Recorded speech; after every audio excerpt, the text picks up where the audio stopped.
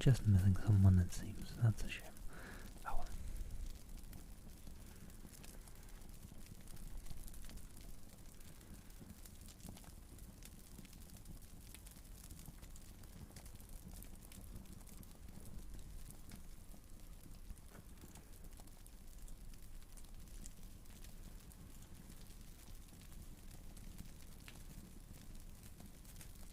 Well, alright. But where are we here? I think we are.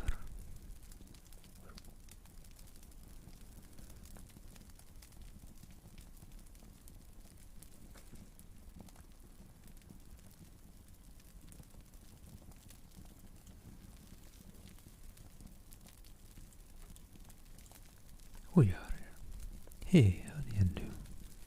Hope you are doing well. Good day, good day. Different background, different me. Thought maybe for once pick something bit fitting to the book. I don't know. Thought this background might do well. And I don't know, I turned myself slightly opaque. Fit the book as well. Hopefully. Hello, Shithering Rourke. How do you do? You're well. How have you been? How was your week? It flew by for me. It was a good week nonetheless.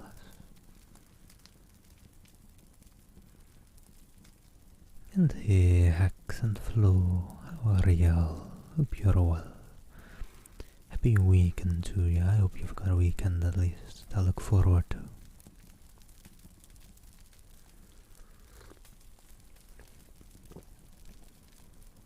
Alright, got some tea with honey.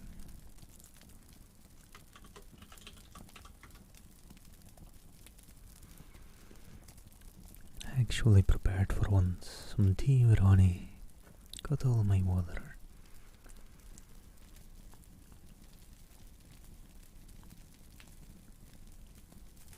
Oh, that's interesting, Shithering Rourke. And hello, Silver Bullets. Thank you for the follow. Hope you're well. Yeah, I don't know. Saturday lately for me has usually been kind of just the chill day after the work week. And hello, Silver Bullets. Thank you for the sub as well. How do you do? Thank you very much. Yeah, I don't know, I guess Saturday is often quite a big crash after I kind of busy work week usually for me.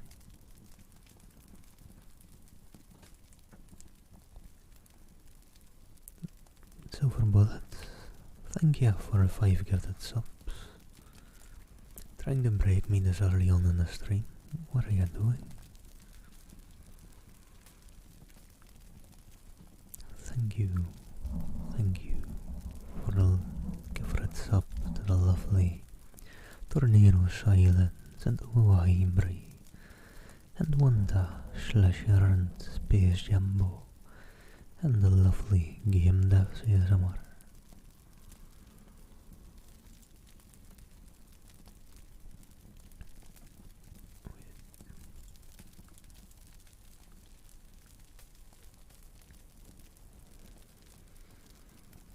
Oh, well, that's alright, Axe. That's alright. Alright is good enough, right? You take alright and improve upon it today or tomorrow. And Silver Bullets, thank you for the 100 biddies. Thank you so much. Thank you for all the lovely support already. I just started.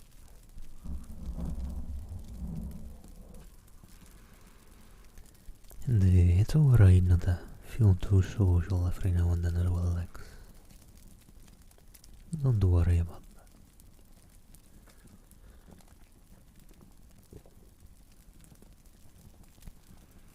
A proper friend will understand. Be fine with you not being too social for a bit.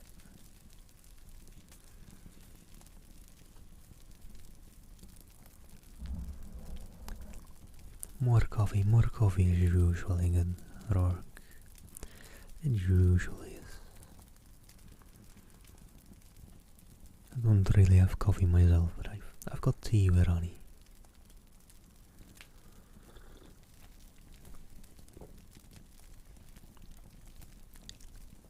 To help the throat stay alive.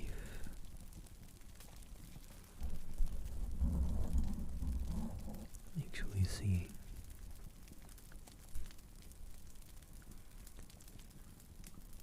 There's not a foreword or starting note to the book. It just jumps right into it. I guess that's normal for H.G. Wells' stuff, actually. The War of the World doesn't have anything either, did it?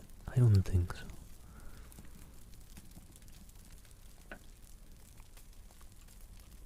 Yeah, let me just get that all ready then.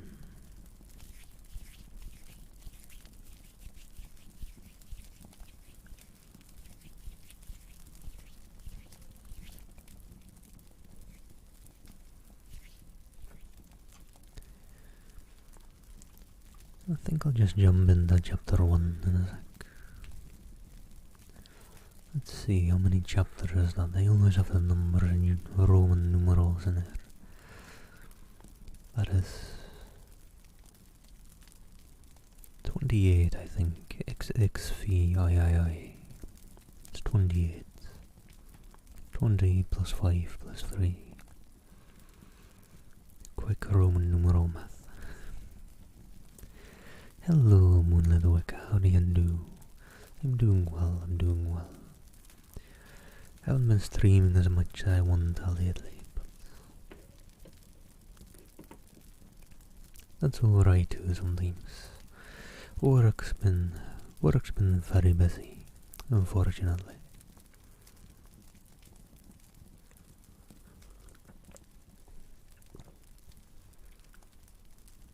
And I always want to use up about 30 hours in every day. And unfortunately, there's not that many hours in a day, I don't think. I've never fully set out all the hours in a day and properly counted them, but I don't think there's 30 of them.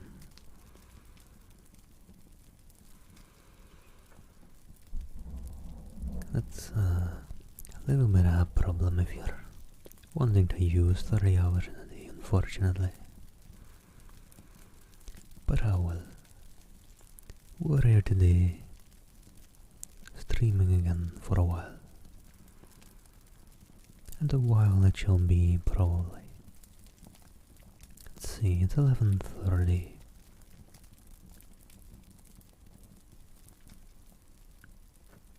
So, I don't know, maybe looking at about 6 to 8 hours. And then it's probably time for dinner for me. But 6 to 8 hours sounds good.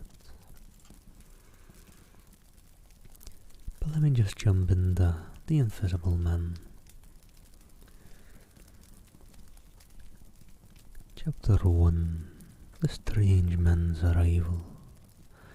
The stranger came early in February, one wintry day through a biting wind and a driving snow. The last snowfall of the year over the down, walking from Bramblehurst railway station, and carrying a little black portmanteau in his thickly gloved hands. He was wrapped up from head to foot, and the brim of his soft felt hat hid every inch of his face, but its shiny tip of his nose. The snow had piled itself against his shoulders and chest, and added a white crest to the burden he carried. He staggered into the coach and horse more dead than alive, and flung his portmanteau down.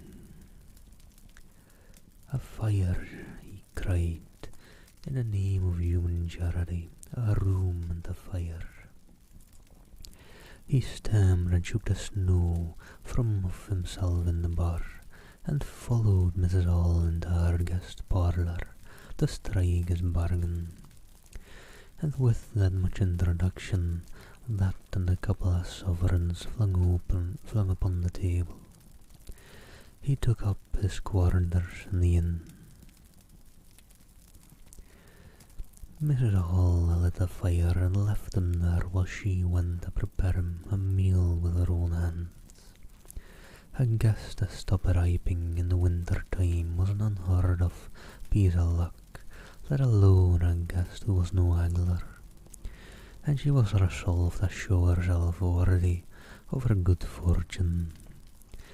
As soon as the bacon was well under way and Milly, her lymphatic maid, had been brisked up a bit by a few deftly chosen expressions of contempt, she carried the cloth, plates, and glasses into the parlour and began to layer them with the utmost eclat.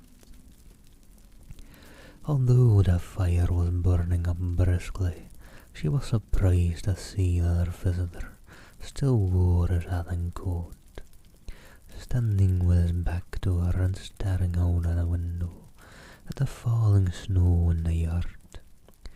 His gloved hands were clasped behind him, and he seemed to be lost in thought. She noticed that the melting snow that still sprinkled his shoulders dripped upon her carpets. "Can I take your hat and coat, sir?" she said, "and give them a good dry in the kitchen?" "No," he said without turning. She was not sure she had heard him and was about to repeat her question. He turned his head and looked at her over his shoulder. "I prefer to keep them on," he said with emphasis, and she noticed that he wore big blue spectacles with side lights and had a bush-side whisker over his coat collar that completely hid his cheeks and face. "Very well, sir," she said. "I shall like. In a bit the room will be warmer."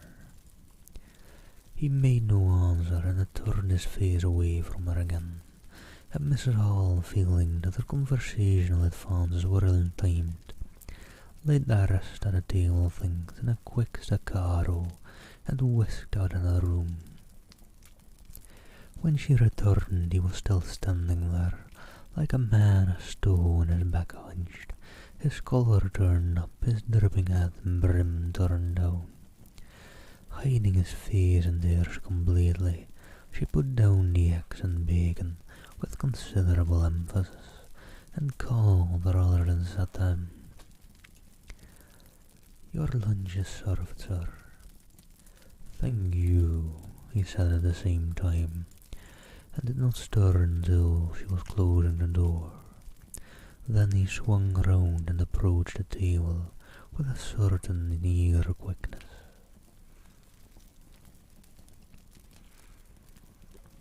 An interesting, mysterious opening so far.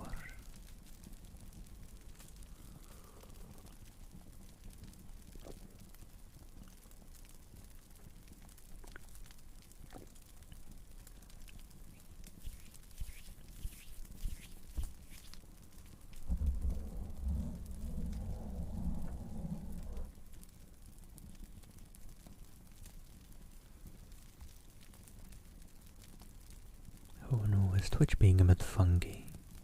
My chat doesn't want to connect.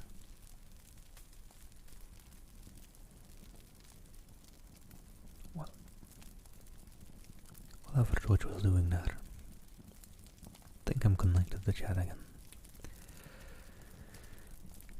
As she went behind the bar to the kitchen, she heard a sound repeated at regular intervals.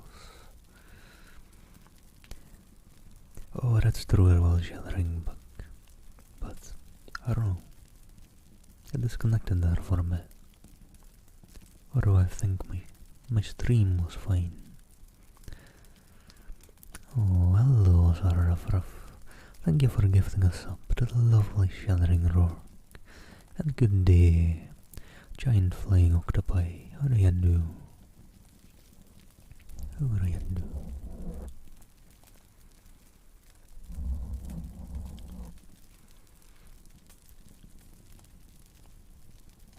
And hello, Dremuel. And I'm doing well,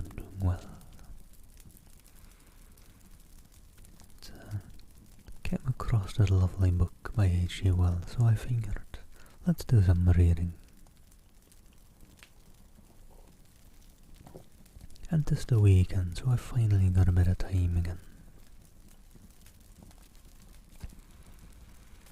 Oh, you're just bossing, Shellering. What kind of boss is you're going against, or are you bossing in like a work manner? Or is it a gaming manner? What game is it in, if I may ask?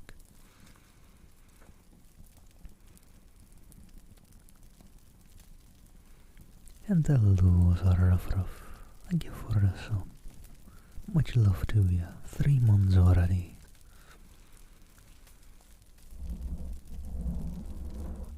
Oh, old school RuneScape, nice.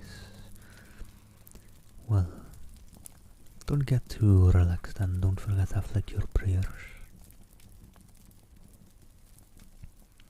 That's about all the PvM knowledge I have, but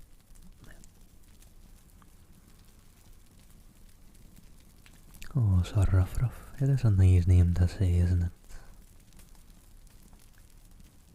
It's got a nice ASMR vibe to it. Ruff.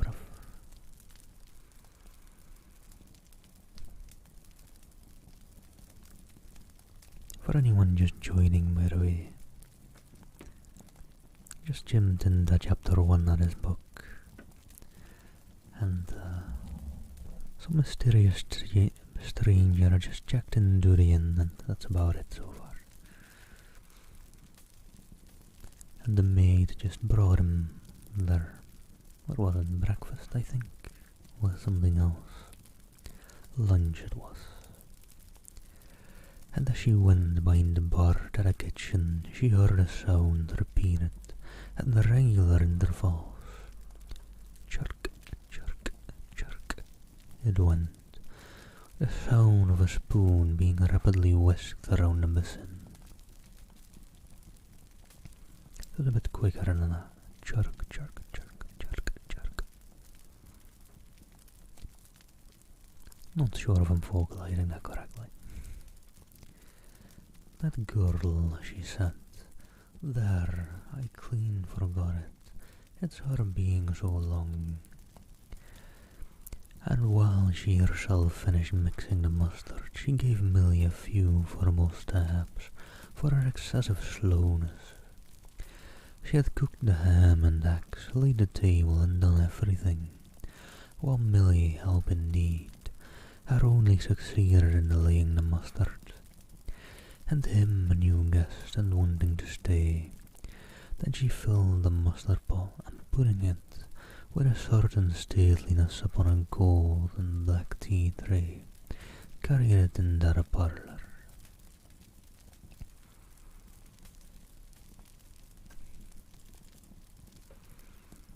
She rapped and entered promptly. As she did so, her visitor moved the table. It would seem he was picking something from the floor. She rapped down the mustard pot on the table, and then she noticed the overcoat and hat had been taken off and put over a chair in front of the fire, and a pair of wet boots threatened rust to her steel vendor. She went to these things resolutely. I suppose I may have them to dry now, she said in a voice that broke no denial. Leave her hat, said her visitor, in a muffled voice, and turning, she saw him raise his hat and was sitting and looking at her. For a moment she stood gaping at him, too surprised to speak. He held a white cloth. It was a serviette he had brought with him over the lower part of his face, so that his mouth and jaws were completely hidden. And that was the reason of his muffled voice. But it was not that which startled Mrs. Hall. It was the fact that all his forehead above his blue glasses was covered by a white bandage, and that another covered his ears, leaving not a scrap of his face exposed, excepting only his pink-peaked nose.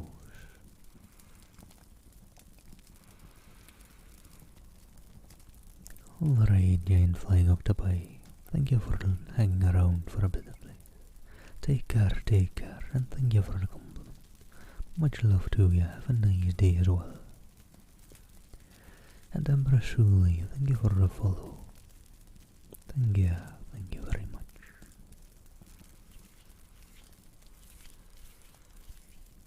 And me, myself and Kai, thank you for the follow as well.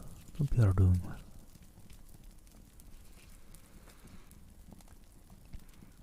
And his pink-peaked nose was bright pink and shiny, just as it had been at first. He wore a dark brown velvet jacket, with a high black linen-lined collar turned up about his neck. The thick black hair escaping as it could below and between the cross bandages projected in curious tails and horns, giving him the strangest appearance conceivable. This muffled and bandaged hat was so unlike what she had anticipated, that for a moment she was rigid.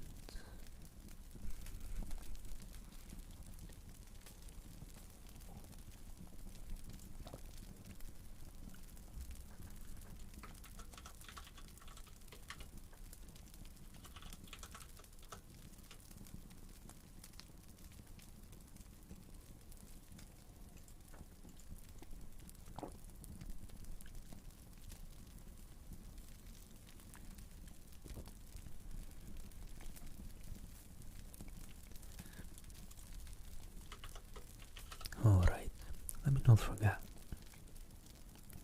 If you want some better ASMR over on this platform right here on Twitch, you can check out the lovely Lunar Alley.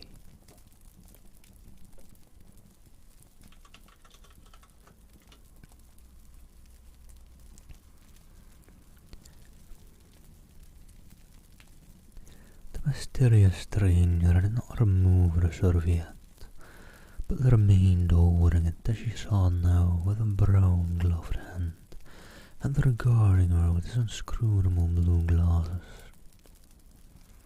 Wait, need to get the virtual mixer out again.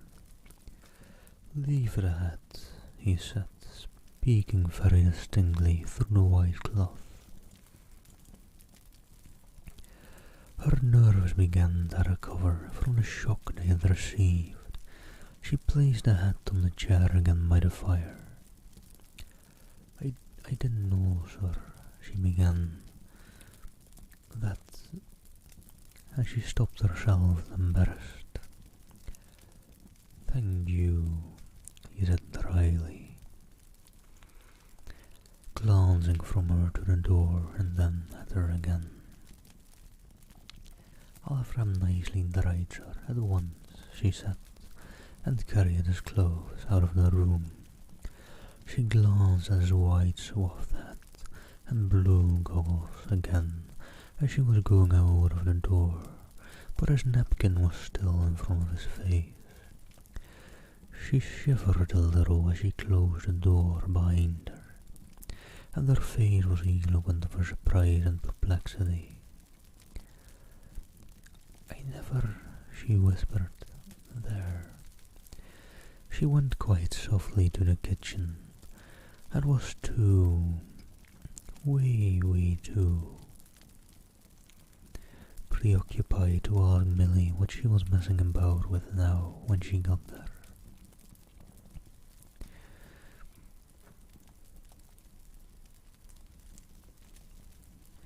The visitor sat and listened to her retreating feet. He glanced inquiringly at the window before he removed the serviette and resumed his meal. He took a mouthful, glanced suspiciously at the window.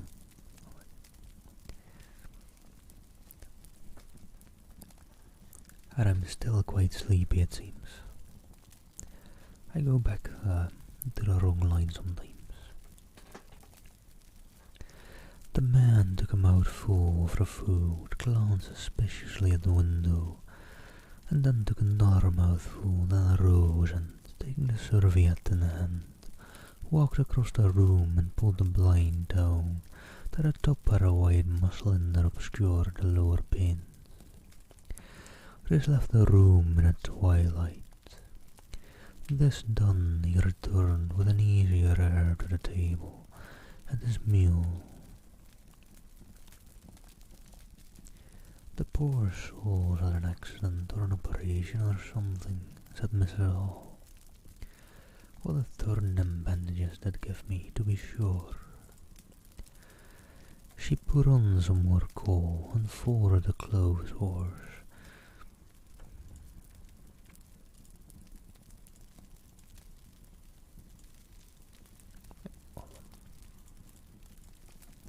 And extended the traveller's coat upon this. And the goggles, why, he looked more like a diving helmet than a human. She hung his muffler on a corner of the horse, and holding that handkerchief over his mouth all the time, talking through it. Perhaps his mouth was hurt too. Maybe. She turned round as one who suddenly remembers. "Bless my soul alive," she said, going off for a tangent. "Ain't you done them teethers yet, Milly?" Poor Milly over there getting scolded already. When Mrs. Hall went to clear away the stranger's lunch, her idea that his mouth must also have been cut or disfigured in the accident she supposed him to have suffered was confirmed, for he was smoking a pipe, and all the time that she was in the room he never loosened the silk muffler he had wrapped around the lower part of his face to put the mouthpiece to his lips. Yet it was not forgetful, for she saw he glanced at it as it smouldered out. He sat in the corner with his back to the window blind and spoke now, having eaten and drunk and being comfortably warmed through, with less aggressive brevity than before. The reflection of the fire lent a kind of red animation to his big spectacles they had lacked hitherto. "I have some luggage," he said, "at Bramblebur station," and he asked her how he could have it sent. He bowed his bandaged head quite politely in acknowledgment of her explanation. "Tomorrow," he said, "there is no speedier delivery," and seemed quite disappointed when she answered, "No." Was she quite sure? No man with a trap would go over. Mrs. Hall, nothing loath, answered his questions and developed a conversation. "'Tis a steep road by the down, sir," she said in answer to the question about the trap, and then, snatching at an opening, said, "'Twas there a carriage was upsettled a year ago and more, a gentleman killed beside his coachman. Accidents, sir, happen in a moment, don't they? But a visitor was not to be drawn so easily."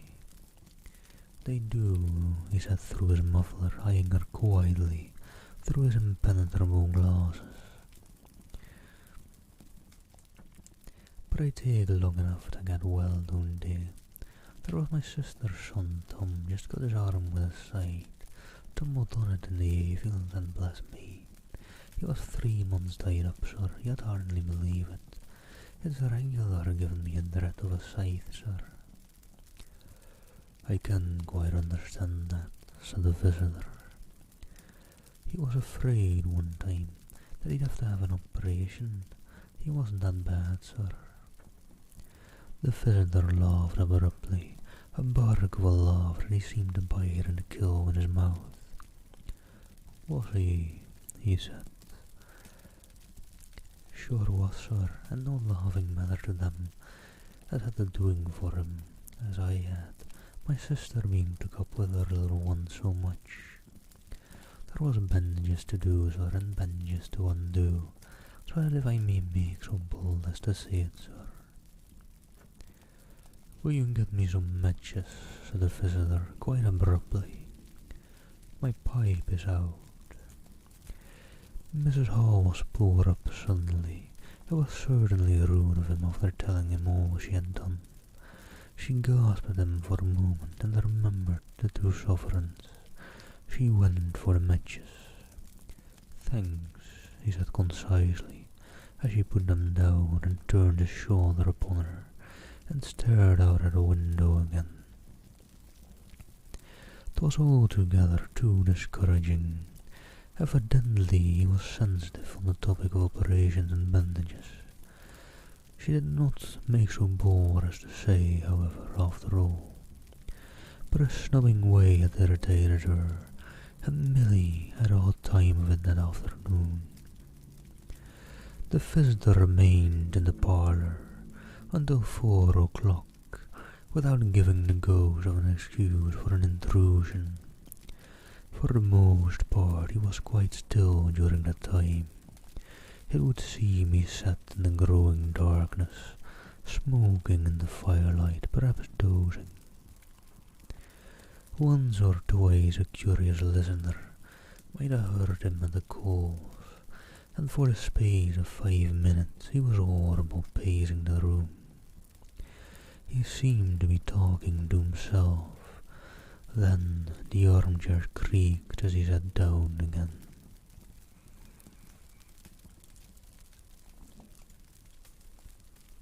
And alright, that's chapter 1. Let me quick small breather before I jump into chapter 2.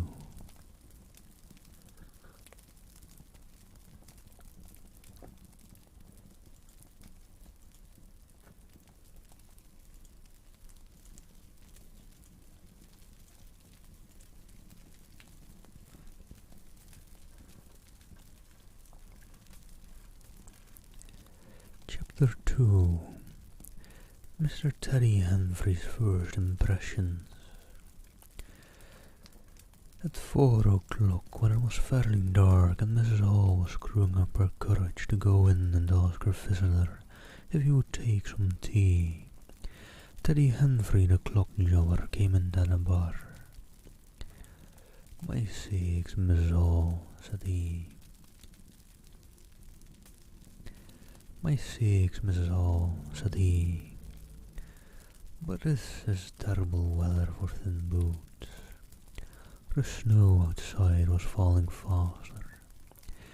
Mrs. Hall agreed and then noticed he had his bag with him. "Well, now you're here, Mr. Teddy," said she, "I'd be glad if you'd give the old clock in the parlour a bit of a look. 'Tis going and it strikes well and tardy, but the hour hand won't do nothing but point at 6. And leading the way she went across to the parlour door and rapped and entered. Her visitor, she saw as she opened the door, was seated in the armchair before the fire, dozing it would seem, with his bandaged head drooping on one side. The only light in the room was the red glow from the fire, which lit his eyes like at first railway signals, but left his downcast face in darkness. And the scanty vestiges of the day that came in through the open door. Everything was ruddy, shadowy, and indistinct to her. The more so since she had just been lighting the bar lamp, and her eyes were dazzled, but for a second it seemed to her that the man she looked at had an enormous mouth wide open, a vast and incredible mouth that swallowed the whole for a lower portion of his face. It was the sensation of a moment, the wide-bound head, the monstrous ghoul eyes, and this huge John below it. Then he stirred, started up in his chair, put up his hand. She opened the door wide so that the room was lighter, and she saw him more clearly, with the muffler held up to his face just as she had seen him hold the serviette before. The shadow she fancied had tricked her.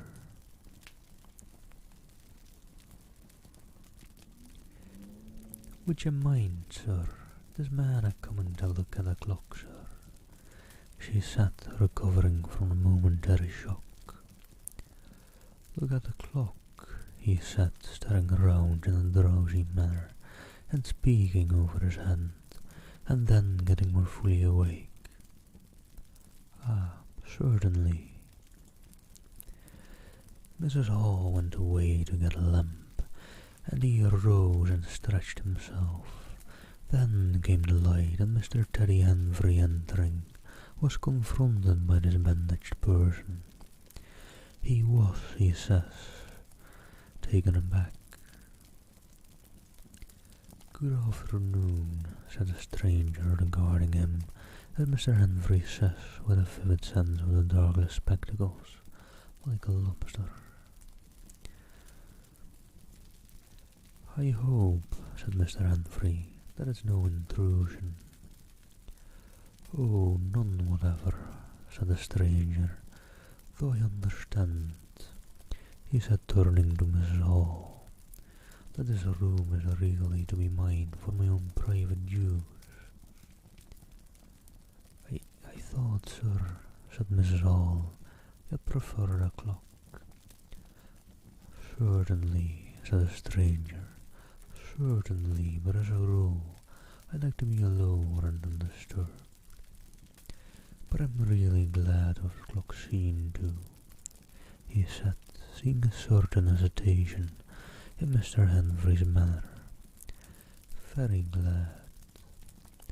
Mr. Henry had intended to apologize and withdraw, but his anticipation reassured him. The stranger turned around with his back to the fireplace and put his hands behind his back.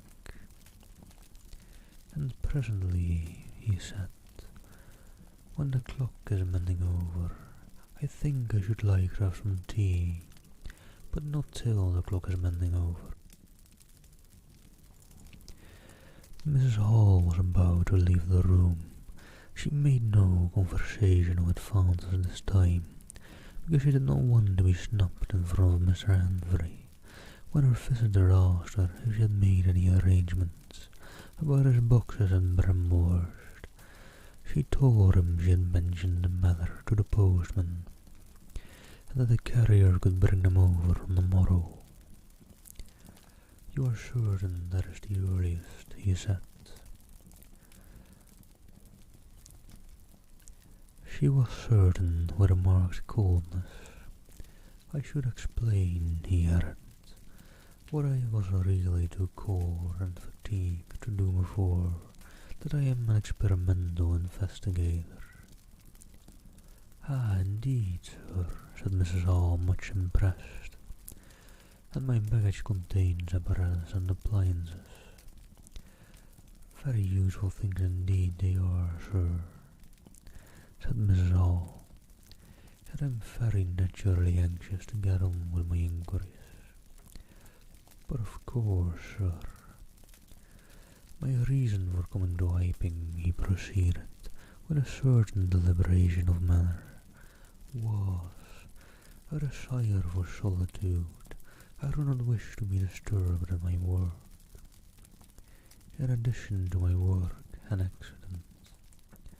"I thought as much," said Mrs. Hall to herself. "Necessitate a certain retirement. My eyes are sometimes so weak and painful that I have to shut myself up in the dark for hours together. Lock myself up sometimes now and then. Not at present, certainly. At such times the slighter disturbance, the entry of a stranger into the room, is a source of excruciating annoyance to me. It was well these things should be understood." "Certainly, sir," said Mrs. Hall, or if I might make so bold as to ask. That I think is all, said the stranger, with that quietly irresistible air of finality he could assume at will. Mrs. Hall reserved her question and sympathy for a better occasion.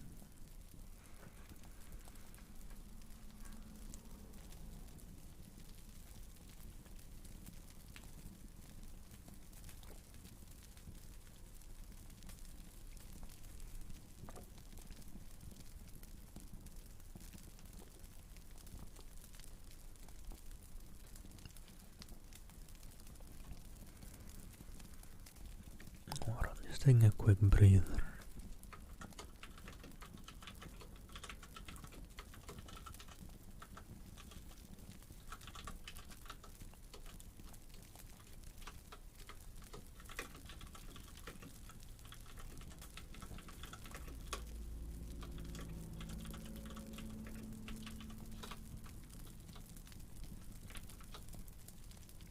Alright.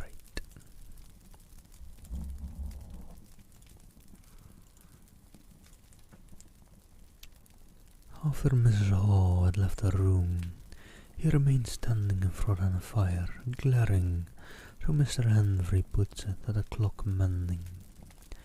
Mr. Henry not only took off the hands at the clock, and the face but extracted the works, and they tried to work in as slow and quiet and unassuming a manner as possible. Hello, Orca, how do you do? How was your stream earlier? I didn't catch much of it. I was asleep for the most part. Unfortunately, but it sounded well. A nice setup you had going on there. Those were the Lewits, right?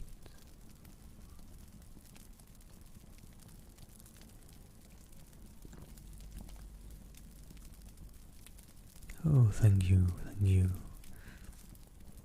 I scoured the internet some time ago for a couple of backgrounds. I need some more, to be honest. 5 sub-zeros. Interesting.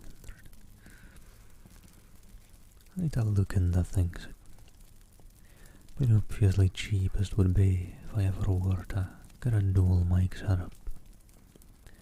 To get a same one as this one. And these are fine mics as well. This is a Rode NT1A. If I've got the money for an upgrade, and I'm going to spend money on an upgrade, maybe I should just go for something a small step up from that.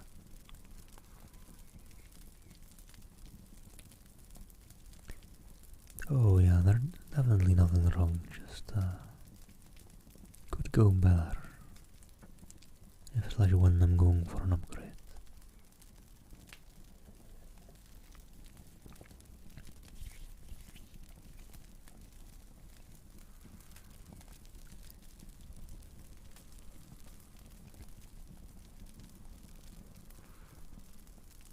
$440 and $540.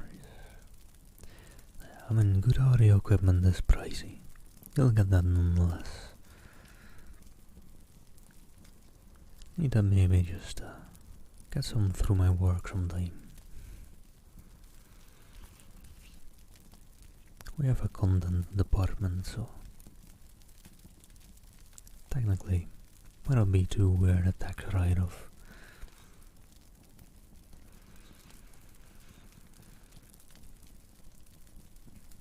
They might ask where it's at, if none of the content department is using it.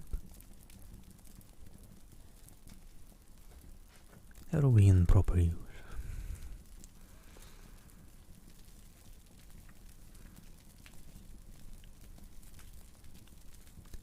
Anyhow, let me just jump back into the book for a sec. Mr. Henry, fixing the clock, worked with the lamp close to him, and the green shade threw a brilliant light upon his hands.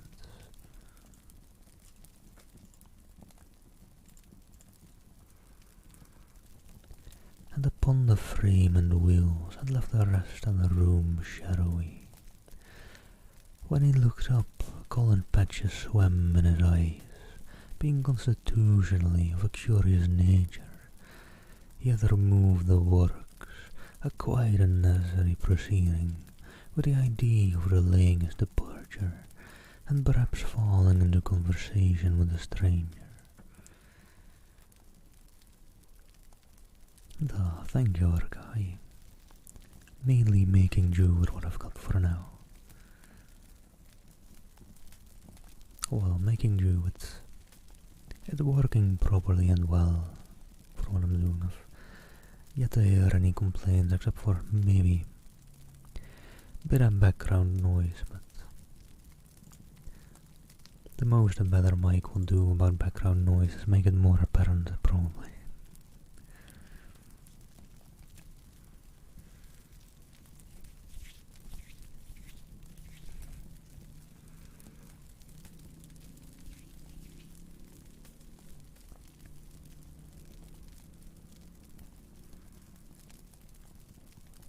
Thank you guys. Honestly, I don't know, it's always... I've done some sound checks, of course, but... hearing your voice is always something you need to get used to yourself. It's a bit of a learning curve, or whatever you might want to call it. So I don't know, the sound checks are always a bit... sounds good enough. It's kinda hard for me to properly quality check it.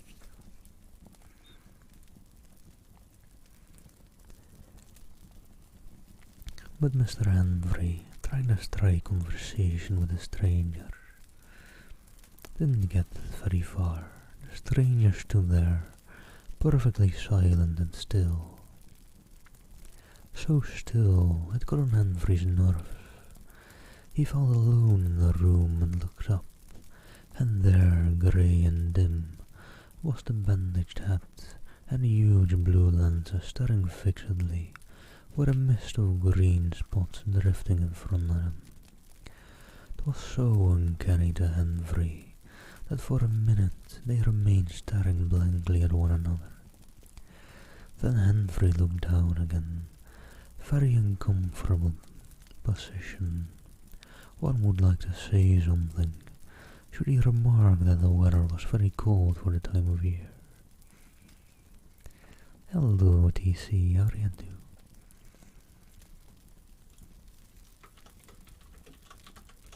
Had a good point in between paragraphs. Let me just spam the chat real quick. There's two lovely ASM artists to follow, if anyone's still looking for some extra people to follow. I'm good, I'm good.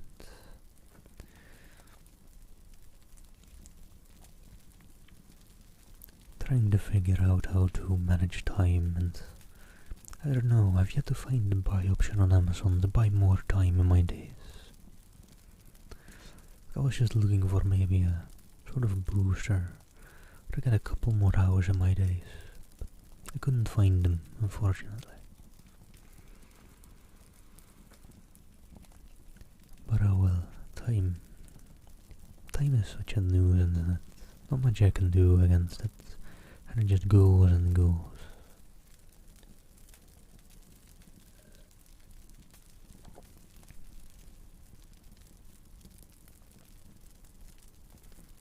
Time is a bit of an eternal struggle, but does make you wonder. A couple of things, but it's not philosophy day.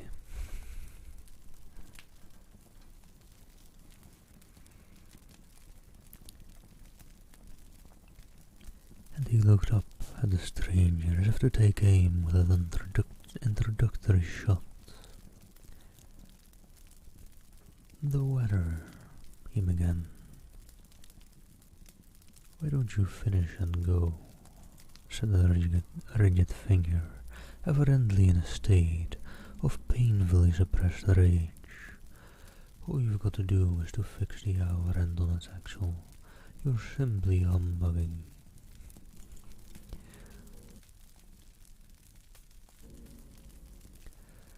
Certainly, sir, 1 minute more I overlooked, and Mr. Henry finished and went, but he went feeling excessively annoyed. Damn it, said Mr. Henry to himself, trudging down the village through the thawing snow. A man must do a clock at time, surely. And again, can't a man look at you, ugly? And yet again, seemingly not. If the police were wanting you, you couldn't be more wrapped and bandaged. At Gleason's corner he saw Hall, who had recently married the stranger's hostess at the Coach and Horses, and who now drove the Iping conveyance when occasional people required it. To Silverbridge Junction, coming towards him on his return from that place. Hall had evidently been stopping a bit at Silverbridge, to judge by his driving. Oh, Rude Harry, he said, pausing. You got a rum on up home, said Terry. Hall very sociably poured up. What's that? He asked. A rum-looking customer stopping at the Coach and Horses, said Terry, my sakes. And he proceeded to give Hall a vivid description of his grotesque guest. Looks a bit like a disguise, don't it? I'd like to see a man's face if I had him stopping in my place, said Henry. But women are trustful where strangers are concerned. He's took your rooms and he ain't even given a name all. You don't say, said Hall, who was a man of sluggish apprehension. Yes, said Terry, by the week, whatever he is. You can't get rid of him under the week, and he got a lot of luggage coming tomorrow, so he says. Let's hope there won't be stones and boxes all. And hello there, Shiny. Thank you for the follow. Hope you're well. He told Hall how his hound at Hastings had been swindled by a stranger with empty portmanteaus. Altogether he left Hall vaguely suspicious. Get up, old girl, said Hall. I suppose I must see about this. Teddy trudged on his way with his mind considerably relieved. Instead of seeing about it, however, Hall on his return was severely irritated by his wife on the length of time he had spent in Silverbridge, and his mild inquiries were answered snappishly in the manner not to the point, but a seed of suspicion that he had sown germinated in the mind of Mr. Hall, in spite of these discouragements. You women don't know everything, said Mr. Hall, resolved to ascertain more about the personality of his guest at the earliest possible opportunity. And after the stranger had gone to bed, which he did about 9:30, Mr. Hall went aggressively into the parlour and looked very hard at his wife's furniture, just to show that the stranger wasn't master there, and scrutinized closely and a little contemptuously a sheet of mathematical computations the stranger had left. When retiring for the night, he instructed Mrs. Hall to look very closely at the stranger's luggage when it came next day. You mind your own business, Hall, said Mrs. Hall, and I'll mind mine. She was all the more inclined to snap at Hall because the stranger was undoubtedly an unusually strange sort of stranger, and she was by no means assured about him in her own mind. In the middle of the night she woke up dreaming of huge white hats like turnips that came trailing after her at the end of interminable necks, and with fallen black eyes. But being a sensible woman, she subdued her terrors, and turned over and went to sleep again.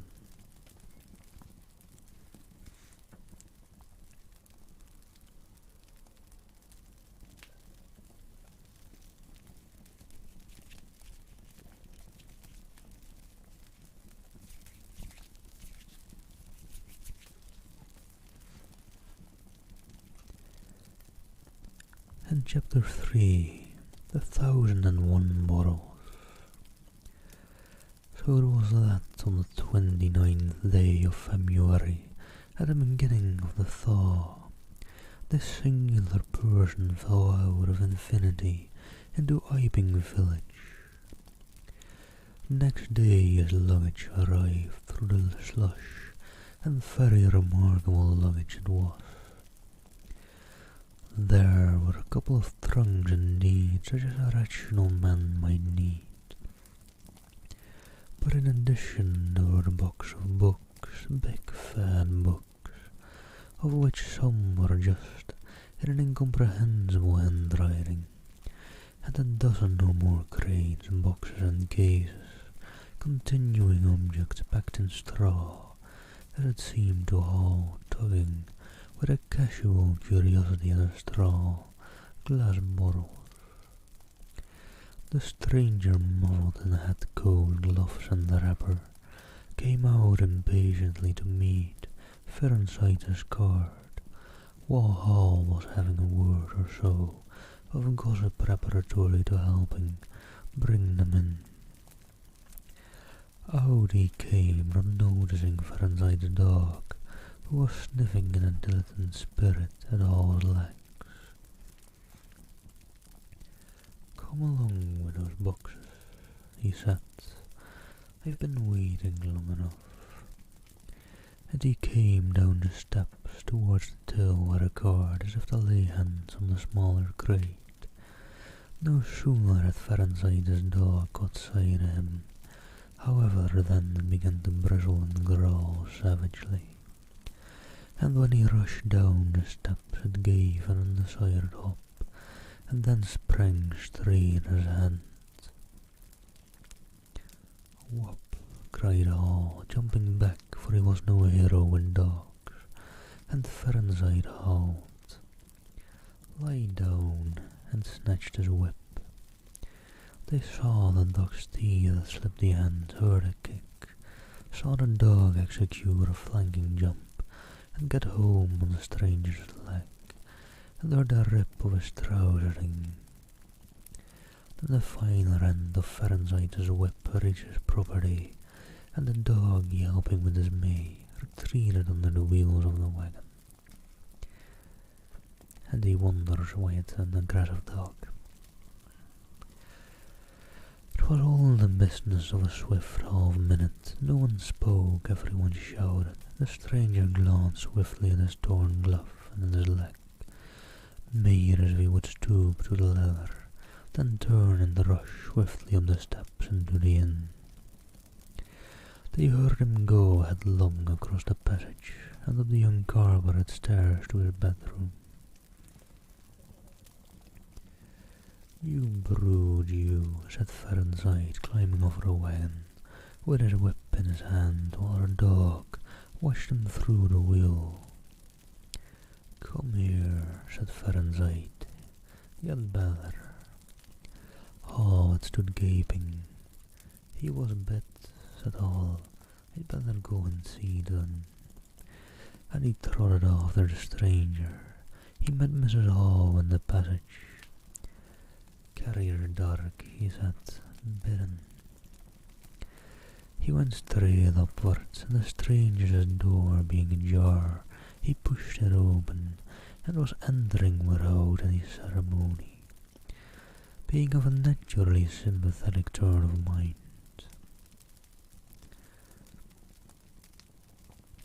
The blind was down, and the room dim. He caught a glimpse of a most singular thing, what seemed a handler's arm waving towards him, and a face of 3 huge indeterminate spots on white, very like the face of a pale pansy. Then he was struck violently in the chest, rolled back, and the door slammed in his face and locked. It was so rapid that it gave him no time to observe.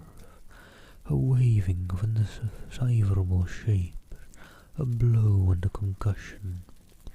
There he stood on the dark little landing, wondering what it might be that he had seen. A couple of minutes after, he rejoined the little group that had formed outside the coach and horses. There was Fahrenheit telling about it all over again for the second time.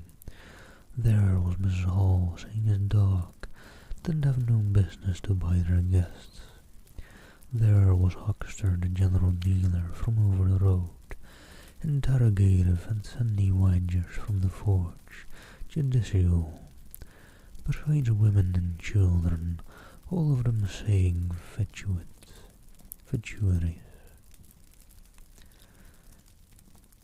Wouldn't let him bite me, I know. Doesn't ride of such darks, with a biting for them and so forth. Mr. Hall, staring at them from the steps and listening, found it incredible that he had seen anything so very remarkable happen upstairs. Besides, his vocabulary was altogether too limited to express his impressions. "You don't want no help," he said in answer to his wife's inquiry. "We'd better be a-taking of his luggage in." "He ought to have it cauterized at once," said Mr. Huckster, "especially if it's all inflamed." "I'd sure, and that's what I'd do," said the lady in the group. Suddenly the dog began growling again. "Come along," cried an angry voice in the doorway, and there stood a muffled stranger, with his collar turned up and his hat brim bent down. "The sooner you get those things in, the better, I'll be pleased." It is stated by an anonymous bystander that his trousers and gloves had been changed. "Was you hurt, sir?" said Fahrenheit. "I'm rare sorry the dark." "Not a bit," said the stranger. "Never broke the skin. Hurry up with those things." He then swore to himself, so Mr. Hall was hurt. Directly the first crate was, in accordance with his directions, carried into the parlour. The stranger flung himself upon it with extraordinary eagerness and began to unpack it, scattering the straw with another disregard of Mrs. Hall's carpet. And from it he began to produce bottles, little fat bottles containing powder, small and slender, bottles containing coloured and white fluids, fluted blue bottles labelled poison, bottles with round bodies and slender necks, large green glass bottles, large white glass bottles, bottles with glass stoppered and frosted labels, bottles with fine corks, bottles with bungs, bottles with wooden caps, wine bottles, salad oil bottles, putting them in rows on the chiffonier, on the mantel, on the table, under the window, round the floor, on the bookshelf, everywhere. The chemist's shop in Brummelhurst could not boast of so many. Quite a sight it was, crate after crate yielded bottles, and though all 6 were empty, and the table high with straw, the only things that came out of these crates besides the bottles were a number of test tubes and a carefully packed balance.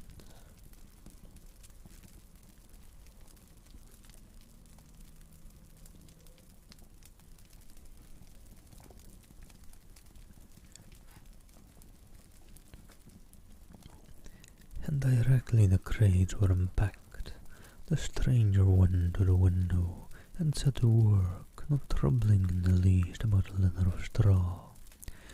The fire which had gone out the box of books outside, nor for the trunks and other luggage that had gone upstairs. When Mrs. Hall took his dinner in to him, he was already so absorbed in his works, pouring little drops out of the bottles into test tubes, that he did not hear her until she had swept away the bulk of the straw and put the tray on the table, with some little emphasis perhaps, seeing the state that the floor was in. Then he half turned his hat and immediately turned away again, but she saw he had removed his glasses. They were beside him on the table, and it seemed to her that his eye sockets were extraordinarily hollow. He put on his spectacles again, and then turned and faced her. She was about to complain of the straw on the floor when he anticipated her. "I wish you wouldn't come in without knocking," he said in a tone of abnormal exasperation that seemed so characteristic of him. "I knocked, but seemingly. Perhaps you did, but in my investigations, my really very urgent and necessary investigations, for the slightest disturbance, the jar of a door, I must ask you." "Certainly, sir, you can turn the lock if you would like that, you know, any time." "A very good idea," said the stranger. "This drawer, sir, if I might make so bold as to remark." "Don't. If the straw makes trouble, put it down in the bill." And he mumbled at her words suspiciously like curses. He was so odd standing there, so aggressive and explosive, bottle in one hand and test tube in the other, that Mrs. Hall was quite alarmed. But she was a resolute woman. "In which case I should like to know, sir, what you consider. A shilling, put down a shilling, surely a shilling's enough." "So be it," said Mrs. Hall, taking up the tablecloth and beginning to spread it over the table. "If you're satisfied, of course." He turned and sat down with his coat collar toward her. All the afternoon he worked, with the door locked and, as Mrs. Hall testifies, for the most part in silence. But once there was a concussion and the sound of bottles ringing together as though the table had been hit, and the smash of a bottle flung violently down, and then a rapid pacing athwart the room. Fearing something was the matter, she went to the door and listened, not caring to knock. "I can't go on," he was raving. "I can't go on. 300,000, 400,000, the huge multitude, cheer it. All my life it may take me. Patience, patience indeed. Fool, fool." There was a noise of hobnails on the bricks in the bar, and Mrs. Hall had very reluctantly to leave the rest of his soliloquy. When she returned, the room was silent again, save for the faint crepitation of his chair and the occasional clink of a bottle. It was all over, and the stranger resumed work. When she took in his tea, she saw broken glass in the corner of the room, under the concave mirror and the golden stain that had been carelessly wiped. She called attention to it. "Put it down in the bill," snapped her visitor. "For God's sake, don't worry me. If there's damage done, put it down in the bill." And he went on taking a list in the exercise book before him. "I'll tell you something," said Fahrenheit mysteriously. It was late in the afternoon, and they were in the little beer shop of Iping Hanger. "Well," said Teddy Henfrew, "this chap you're speaking of my dog bit, well, he's black, leastways his legs are. I see through the tear of his trousers and the tear of his glove. I'd have expected a sort of pinky to show, wouldn't ya? Well, there wasn't none, just blackness, I tell ya. Here's the black of my hat. My sakes, said Humphrey, it's a rummy cade altogether. Why, his nose is as pink as paint. That's true, said Fahrenheit. I knows that, and I tell you what I'm thinking. That Maren's a piebald Teddy, black hair and white hair in patches, and he's ashamed of it. He's a kind of half-breed, and the colours come off patchy instead of mixing. I've heard of such things before, and it's a common way with horses, as anyone can see.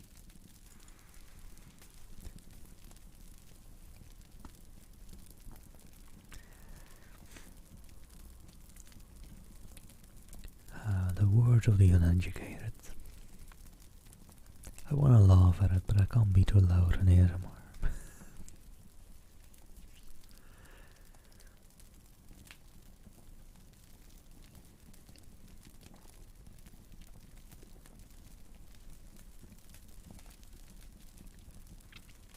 Hello, Shoryuki. How's your day? How do you do? I'm doing well. Work's been busy, but busy is good in ways. At least it's not boring, right, I suppose.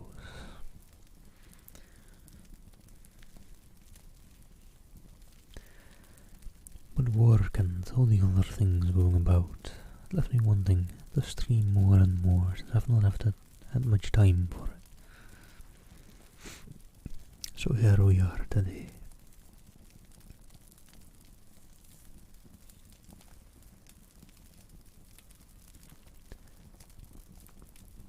Actually a good time for a little breather and talking break, just in between chapters.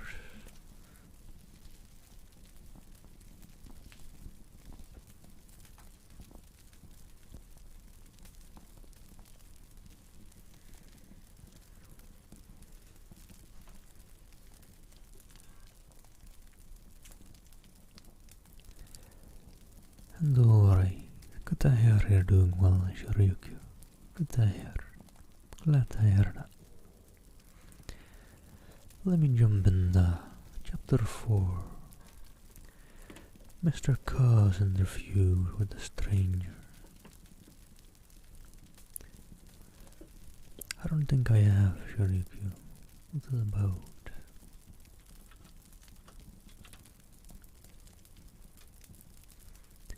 Oh, George Orwell. Oh wait, I have heard quite a bit about it. I'm pretty sure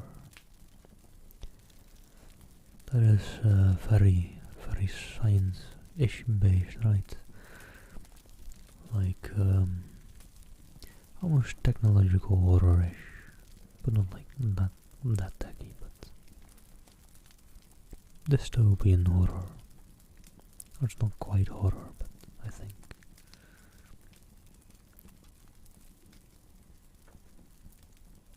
Yeah, dystopian fiction.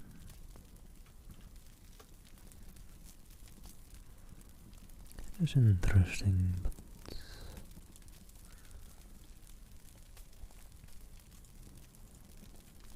it's that one in the public domain, actually.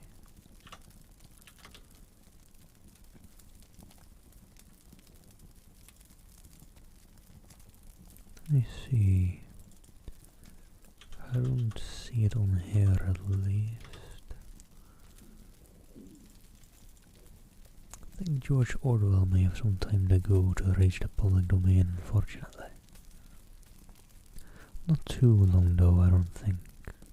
The books are getting reasonably old. But might be an interesting book for me to read in my free time. If I ever have any.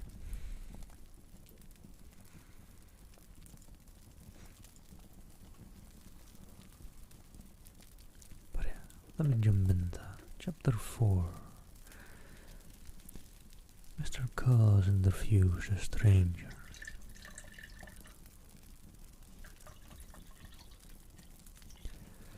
I have told the circumstances of the stranger's arrival in Iping with a certain fullness of detail, in order that the curious impression he created may be understood by the reader. But excepting two other incidents, the circumstances of his stay until the extraordinary day of the club festival may be passed over very cursorily. There were a number of skirmishes with Mr. Saul on matters of domestic discipline, but in every case,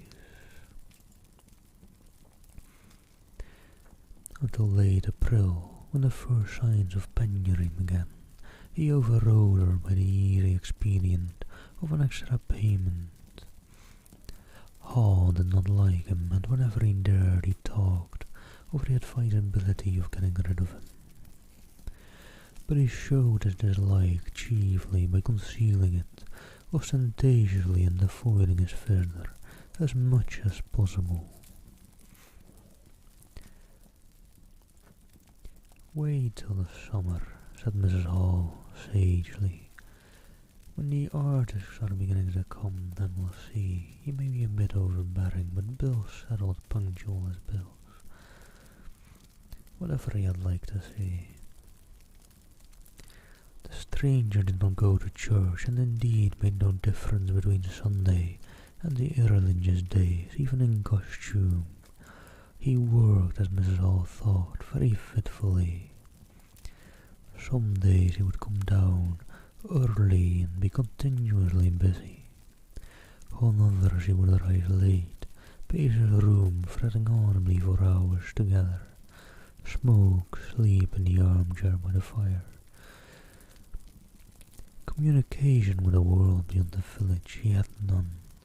His temper continued very uncertain, for the most part of his manner was that of a man suffering under almost unendurable provocation, and once or twice things were snapped, torn, crushed, or broken in spasmodic gusts of violence. He seemed under a chronic irritation of the greatest intensity. His habit of talking to himself in a low voice grew steadily upon him, but though Mrs. Hall listened conscientiously, she could make neither head nor tail of what she heard. "And hello there, Fox, how do you do? Hope you're doing well. Good day, good day." "And I'm doing well, thank you, thank you."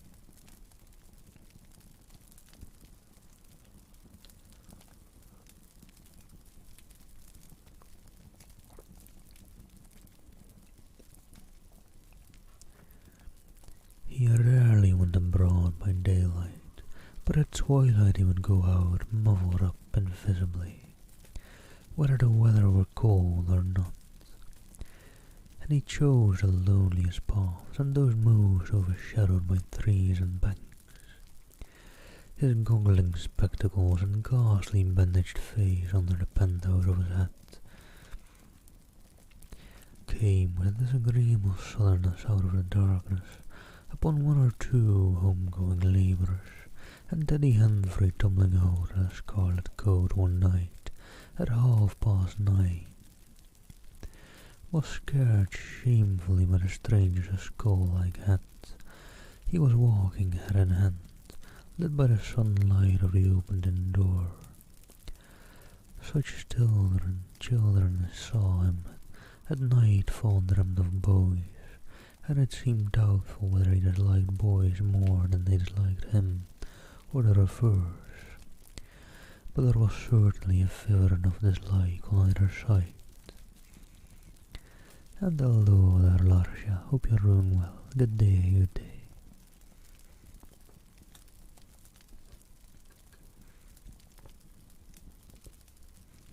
"Glad to hear you're doing well. Hope you're resting up nicely, healing on up. You deserve some relaxation as well. Don't forget to take care of yourselves too, guys."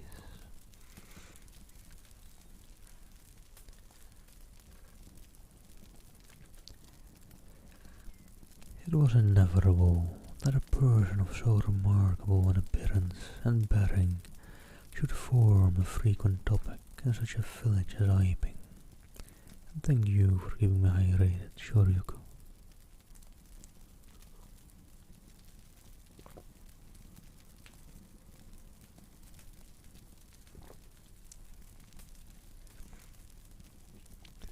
Opinion was greatly divided about his occupation. Mrs. Hall was sensitive on the point. When questioned, she explained very carefully that he was an experimental investigator, going gingerly over his syllables as one who dreads pitfalls. When asked what an experimental investigator was, she would say with a touch of superiority that most educated people knew such things as that, and would thus explain that he discovered things. Her visitor had had an incident, she said, which temporarily discolored his face and hands, and being of a sensitive disposition, he was averse to any public notice of the fact. Out of her hearing there was a few largely entertained that he was a criminal trying to escape from justice by ripping himself up so as to conceal himself altogether from the eye of the police. This idea sprang from the brain of Mr. Terry Henry. No crime of any magnitude dating from the middle or end of February was known to have occurred.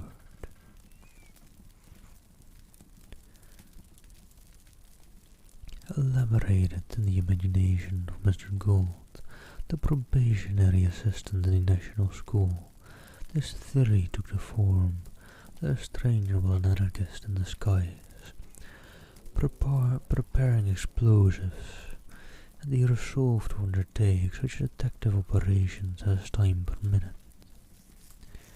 These consisted for the most part in looking very hard at a stranger whenever they met, or in asking people who had never seen the stranger leading questions about him. But he detected nothing. Another school of opinion followed.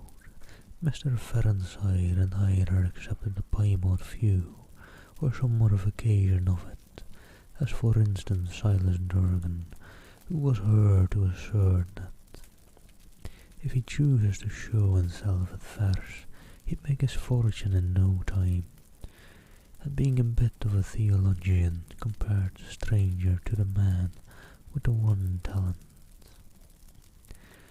Yet another few explained the entire matter by regarding the stranger as a harmless lunatic,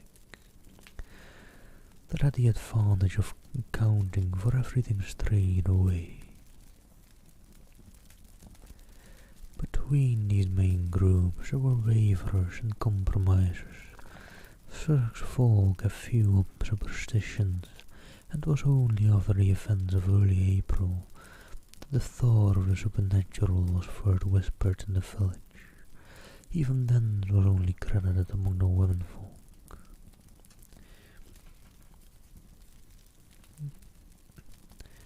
But whatever they thought of him, people in Iping on the whole agreed on disliking him. His irritability, though it might have been comprehensible to an urban brain worker, was an amazing thing to these quiet Sussex villagers.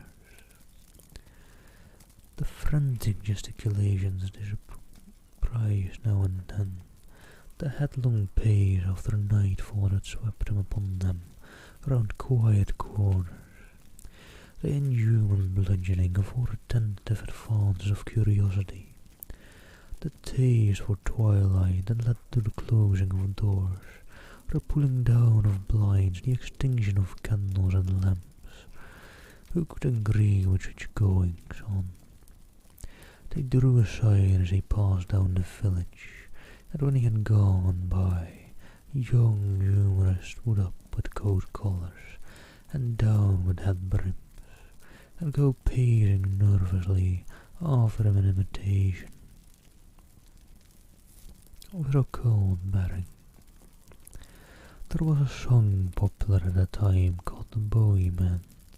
Miss Stachel sang it at the schoolroom concerts in aid of the George Lamps, and therefore whenever one or two other villagers were gathered together and a stranger appeared, a bar or so of this tune, more or less sharp or flat, was whistled in the midst of them.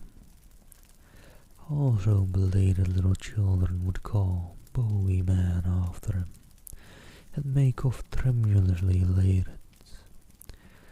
Cuss, the general practitioner, was devoured by curiosity. The bandages excited his professional interest. The report of the 1,001 bottles aroused his jealous regard. All through April and May he coveted an opportunity of talking to the stranger. And at last, towards Whitsuntide, he could stand it no longer, but hit upon the subscription list for a village nurse as an excuse. He was surprised to find that Mr. Hall did not know his guest's name. He gave a name, said Mrs. Hall, an assertion which was quite unfounded, but I didn't rightly hear it. She thought it seemed so silly not to know the man's name.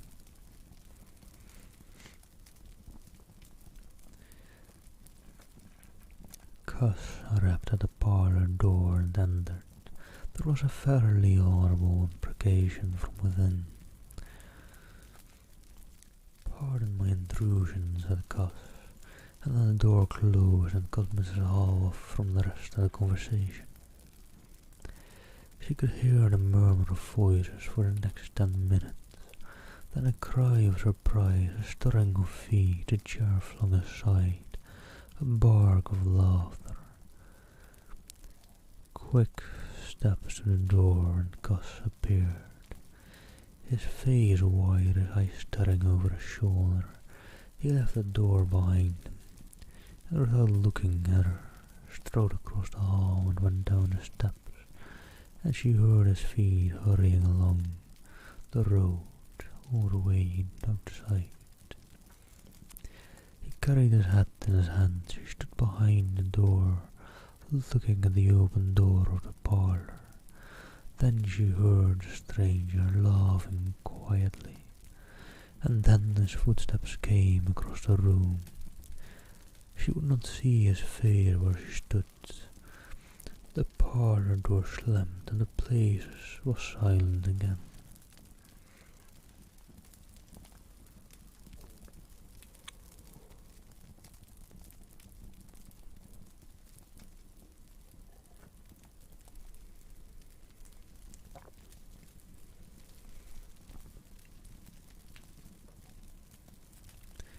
Cuss went straight up the village to Bunting the vicar. "Am I mad?" Cuss began abruptly as he entered the shabby little study. "Do I look like an insane person?" "What's happened?" said the vicar, putting the ammonite on the loose sheets of his forthcoming sermon. "That chap at the inn. Well, out with it." "Give me something to drink," said Cuss, and he sat down. When his nerves had been steadied by a glass of cheap sherry, the only drink the good vicar had available, he told him of the interview he had just had. "Went in," he gasped, and began to demand a subscription for that nurse fund. He'd stuck his hands in his pockets as I came in, and he sat down lumpily in his chair. "Sniffer," I told him. I'd heard he took an interest in scientific things. He said yes, sniffed again. Kept on sniffing all the time. Evidently, recently, caught an infernal cold. No wonder it wrapped up like that. I developed the nurse idea, and all the while kept my eyes open. Bottles, chemicals everywhere. Balanced as tubes and stands, and the smell of Evening Primrose. Would he subscribe, said he'd consider it. Asked for him, point blank was he researching, said he was. A long research, got quite cross. A damnable long research, said he, blown the cork out, so to speak. Oh, said I, and out came the grievance. The man was just on the boil, and my question boiled him over. He had been given a prescription, most valuable prescription. What for he wouldn't say, it wasn't medical, damn you. What are you after? Are you fishing after? I apologized. Dignified sniff and cough. He assumed he'd read it. And hello, Angel Sonic X. Thank you for the follow. Hope you're well.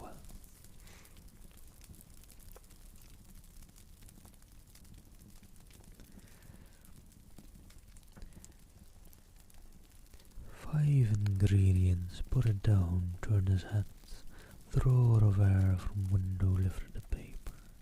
Swish, rustle. He was working in a room with an open fireplace, he said. Saw a flicker and there was the prescription, burning and lifting chimneyward. Rushed towards it just as it whisked up the chimney. So, just at that point, to illustrate his story, out came his arm. Well,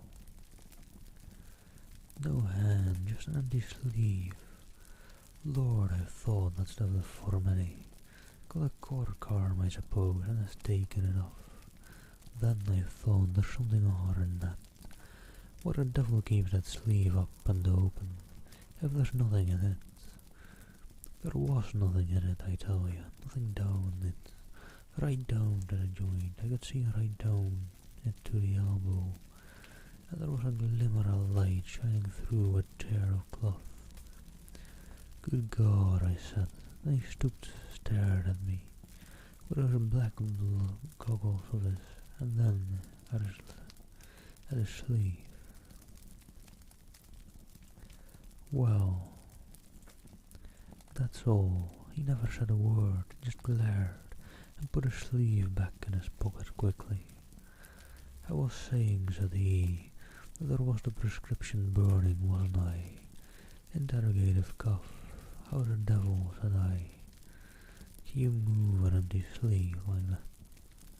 Empty sleeve, yes, said I, an empty sleeve.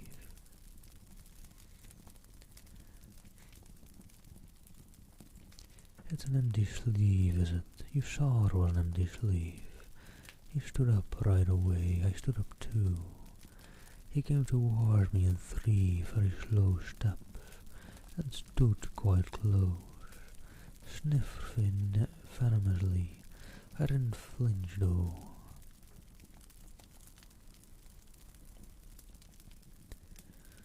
I'm hanged with a bandage knob of it, and those blinkers aren't enough to unnerve anyone coming quietly up to you.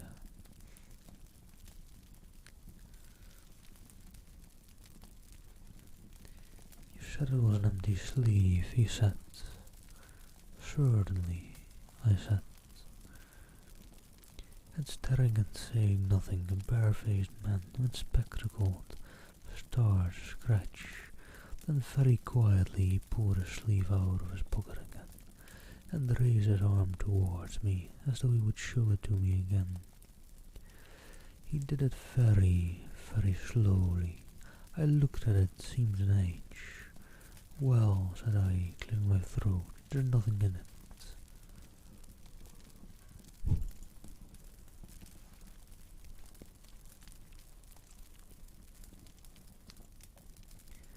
And I had to say something. I was beginning to feel frightened. I could see right down it.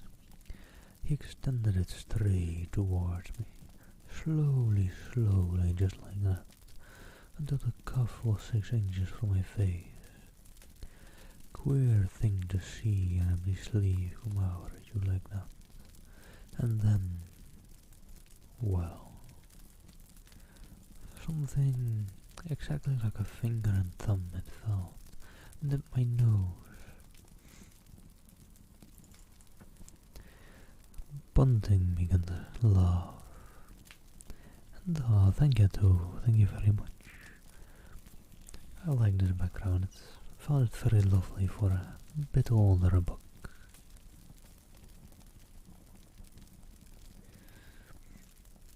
There wasn't anything there, said Gus, his voice running up into a shriek at the there.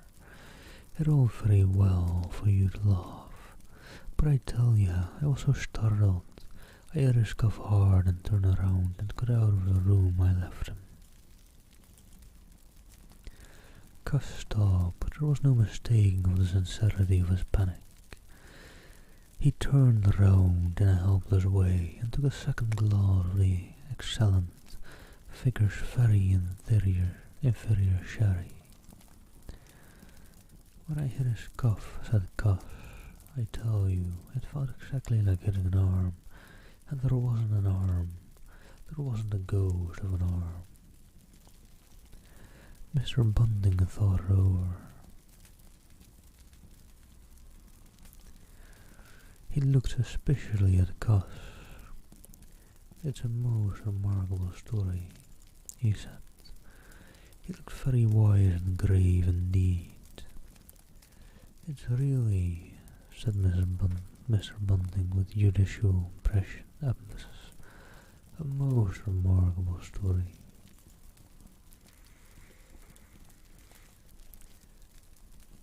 And alright, let me see how long chapter 5 is real short. Okay, let me do chapter 5 as well then, but unfortunately I wanted to stream long today, like 6 hours, but feeling a bit lightheaded and very sleepy, and I did have a bit of a bad night, so maybe my excitement for a longer stream again today was in vain. But let me see, maybe the lightheadedness gets better during chapter 5. It's a short one, so if not, I'll probably end it after it. But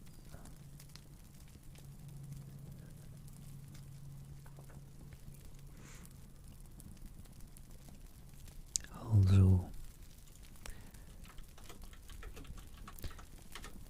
you may have heard me mess up a couple of times in the reading, and well, that's probably partially because of that as well. My head is a bit foggy. Anyhow, chapter 5. The burglary at the vicarage. The fact that a burglary at the vicarage came to us chiefly through the medium of the vicar and his wife. It occurred in the small hours of Whit Monday, the day before denying to the club festivities. Mrs. Bunting, it seems, woke up suddenly in the stillness that comes before dawn, with a strong impression that the door of their bedroom had opened and closed. And hello there, Kama and dragons of... Wait, I'm gonna try to read that correctly, hold on. Dragons of Ithroa, thank you both for the follows, much love to you. And hello, Connor, how do you do?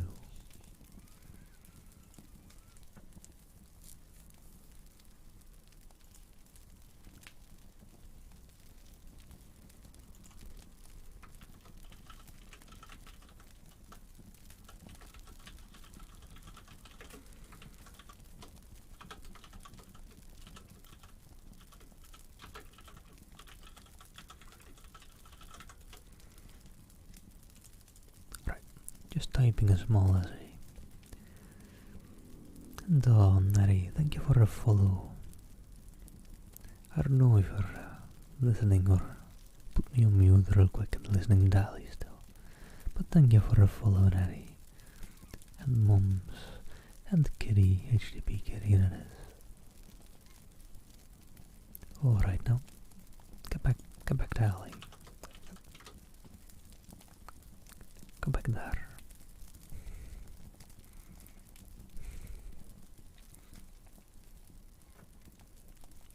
That's also true, I can't... Well, actually, I can make it.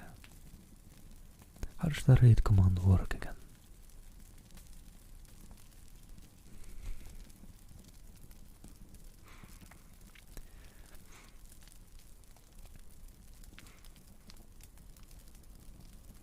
But yeah, I'll have to see. I may raid over there.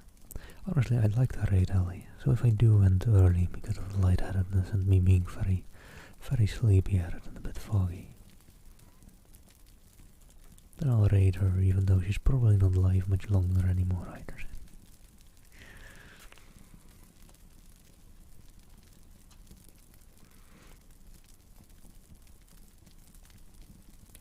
And hello, dragon, thank you for the berries.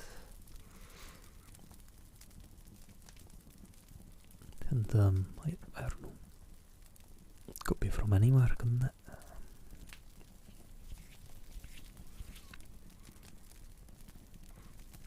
But right, how distracted was I just jumped into chapter 5. I wasn't that far into that first paragraph, was I? Let me just restart it. Chapter 5, the burglary at the vicarage. The facts of the burglary at the vicarage came to us chiefly through the medium of the vicar and his wife. It occurred in the small hours of Whit Monday, the day before the niping and the club festivities. Mrs. Bunting, it seems, woke up suddenly in the stillness that comes before the dawn, with a strong impression that the door of their bedroom had opened and closed. She did not arouse her husband at first, but had sat up in bed listening. She then distinctly heard the pad, pad, pad of bare feet coming out of the adjoining dressing room and walking along the passage.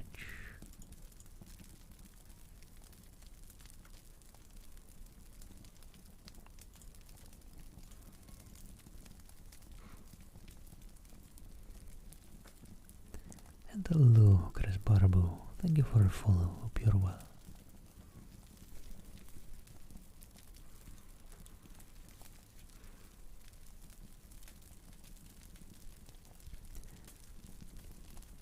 I just came from Ellie. Oh, get back to Ellie.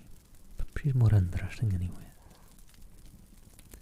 And hey, Scarlett J. Hope you're doing well. Good day, good day.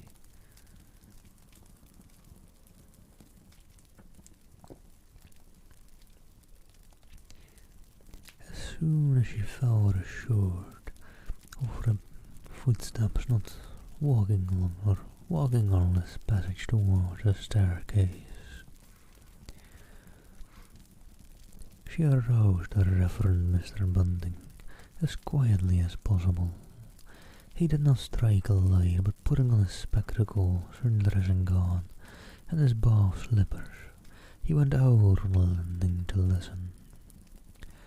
He heard quite distinctly a fumbling going on at a study desk downstairs, and then a silence.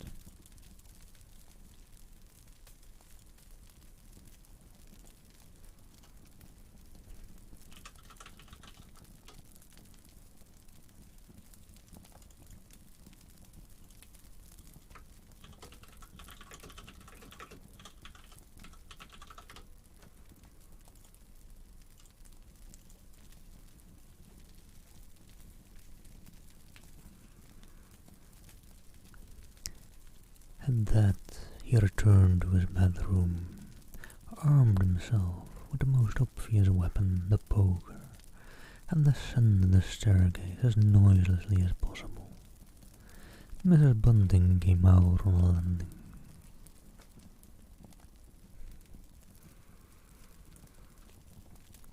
The hour was about 4, and the ultimate darkness of the night was past. There was a faint shimmer of light in the hall, but a study doorway yawned impenetrably black, Everything was still except the faint creaking of the stairs under Mr. Bunting's tread, and the slight movements in the study. Then something snapped, the drawer was opened, and there was a rustle of papers. Then came an imprecation, and a match was struck, and the study was flooded with yellow light. Mr. Bunting was now in the hall, and through the crack of the door he could see the desk, and the open drawer, and the candle burning on the desk. But the robber he could not see. He stood there in the hall, undecided what to do, and Mrs. Bunting, her face white and intent, crept slowly downstairs after him.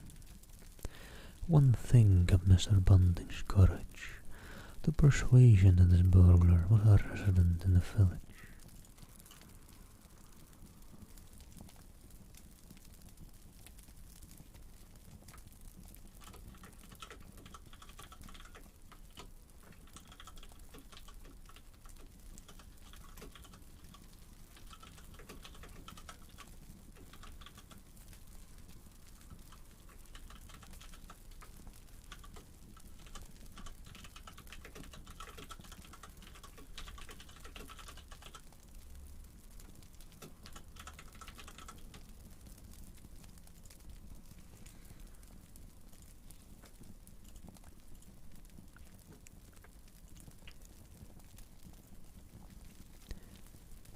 And then they heard the chink of money and realized that the robber had found the housekeeping reserve of gold, £2, 10½ sovereigns altogether.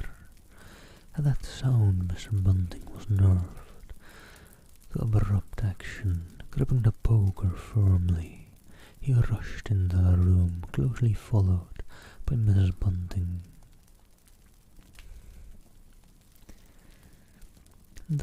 Dragons, thank you so much for the berries.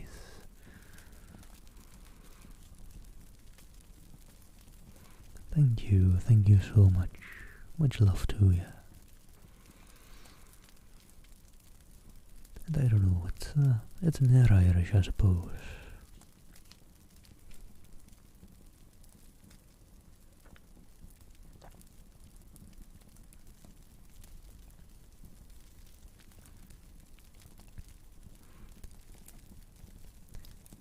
Mr. Bunting rushing into her room, closely followed by Mrs. Bunting. "Surrender," cried Mr. Bunting fiercely, and then stood amazed. Apparently the room was perfectly empty. Yet their conviction that they had that very moment heard somebody moving in the room had amounted to a certainty. For half a minute, perhaps, they stood gaping. Then Mrs. Bunting went across the room and looked behind the screen, while Mr. Bunting, by a kindred impulse, peered under the desk. Then Mrs. Bunting turned back the window curtains, and Mrs. Bunting scrutinized the waste paper basket, and Mr. Bunting opened a letter of the coal scuttle. Then they came to a stop and stood, with eyes interrogating each other.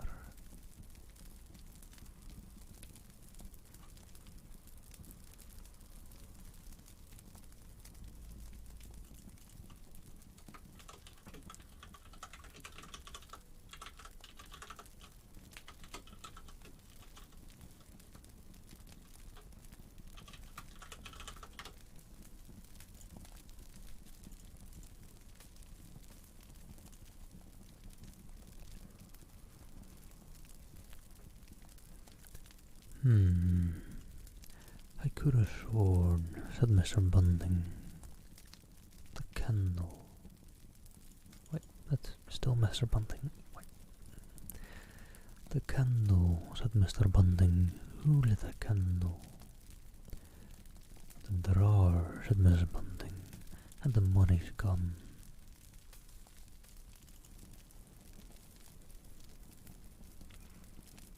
She went hastily to the doorway. Of all the strange occurrences, there was a violent sneeze in the passage. They rushed out, and as they did so, the kitchen door slammed. "Bring the candle," said Mr. Bunting, and led the way. They both heard the sound of bolts being hastily shut back. As he opened the kitchen door, he saw through the scullery that the back door was just opening, and the faint light of early dawn displayed the dark masses of the garden beyond. He is certain that nothing went out of the door. It stood open for a moment, and then closed with a slam as it did so. The candle Mrs. Bunting was carrying from the study flickered and flared. It was a minute or more before they entered the kitchen. The plate was empty. They refastened the black door, examined the kitchen, pantry, and scullery thoroughly, and at last went down into the cellar. There was not a soul to be found in the house, search as they would. Daylight found the vicar and his wife, a quaintly costumed little couple, still marvelling about on their own ground floor by the unnecessary light of a guttering candle. And hello to look through. Hope you're doing well, and thank you. It's been a very interesting book so far. Let me actually, since we are getting further into the book, just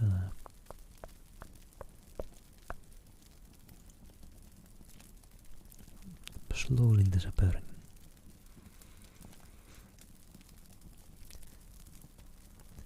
Also, the lightheadedness is going away, so I will do, at the very least, another chapter. Let's see.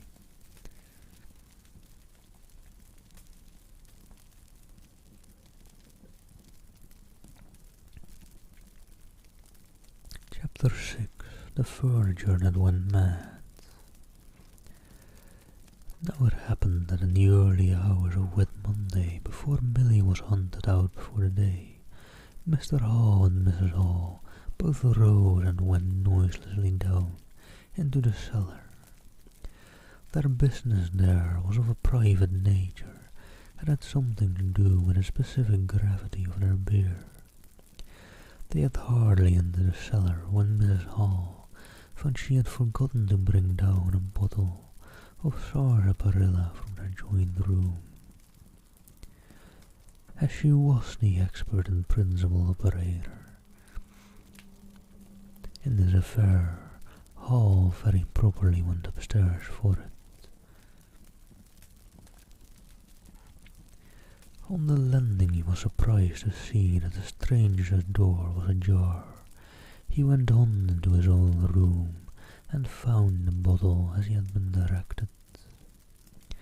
But returning with the bottle, he noticed that the bolts of the front door had been shot back. That the door was in fact simply on the latch, and with a flash of inspiration he connected this with a stranger's room upstairs and the suggestions of Mr. Terry Henry. He distinctly remembered holding the candle while Mrs. Hall shut these bolts overnight. At the side he stopped gaping, then with the bottle still in his hand went upstairs again. He rapped at the stranger's door. There was no answer. He rapped again, then pushed the door wide open and entered. It was as he expected. The bed in the room also was empty, and what was stranger even with heavy intelligence, on the bedroom chair and along the rail of the bed were scattered the garments, the only garments so far as he knew, and the bandages of their guest. His big slouch hat even was cocked jauntily over a bedpost. As Hall stood there, he heard his wife's voice coming out of the depth of the cellar, with a rapid telescoping of the syllables, an interrogative cocking up of the final words to a high note, by which the West Sussex villager is wont to indicate a brisk impatience.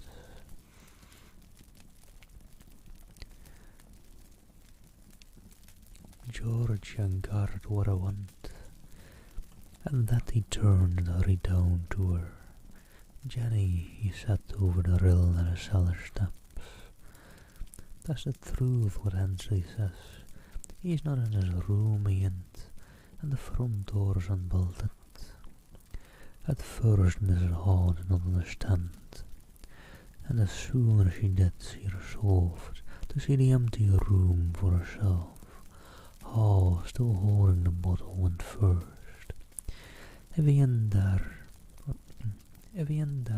he said, his clothes are, and what's he doing without his clothes, and that's a most curious business.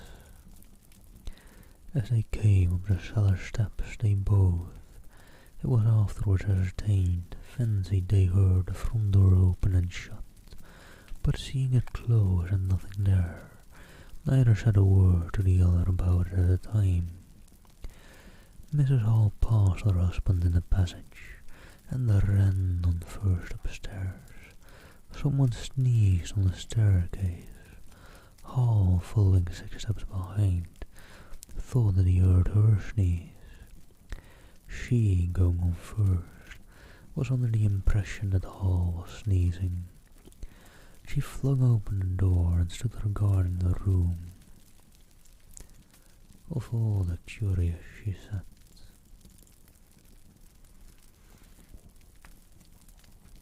She heard a sniff close behind her head, it seemed, and turning was surprised to see Hall 12 feet off on the topmost stair, but in another moment he was beside her. She bent forward and put her hand on the pillow and then under the clothes. Cold, she said. He's been up this hour or more. As she did so, a most extraordinary thing happened.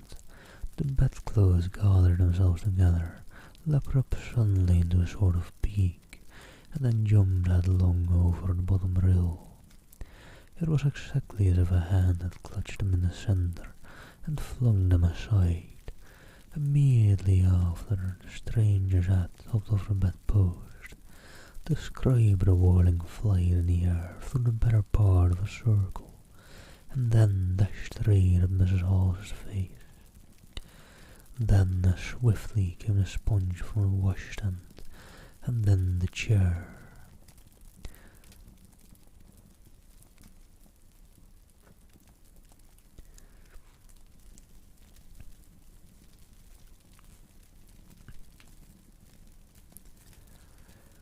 Laying the stranger's coat and trousers carelessly aside, and laughing dryly in a voice singularly like the stranger's, turned itself up with its forelegs at Mrs. Hall. Seemed to take aim at her for a moment, and the chair charged at her. She screamed and turned.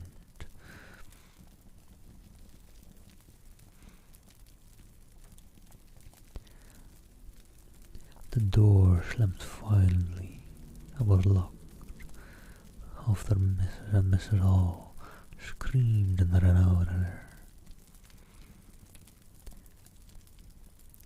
And hello, Roman. Thank you for the follow and thank you for keeping me hydrated. Good point, good point.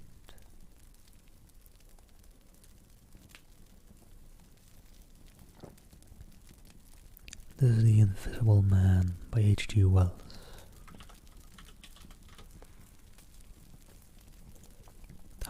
For anyone coming in, by the way, there's a bit of a description as well.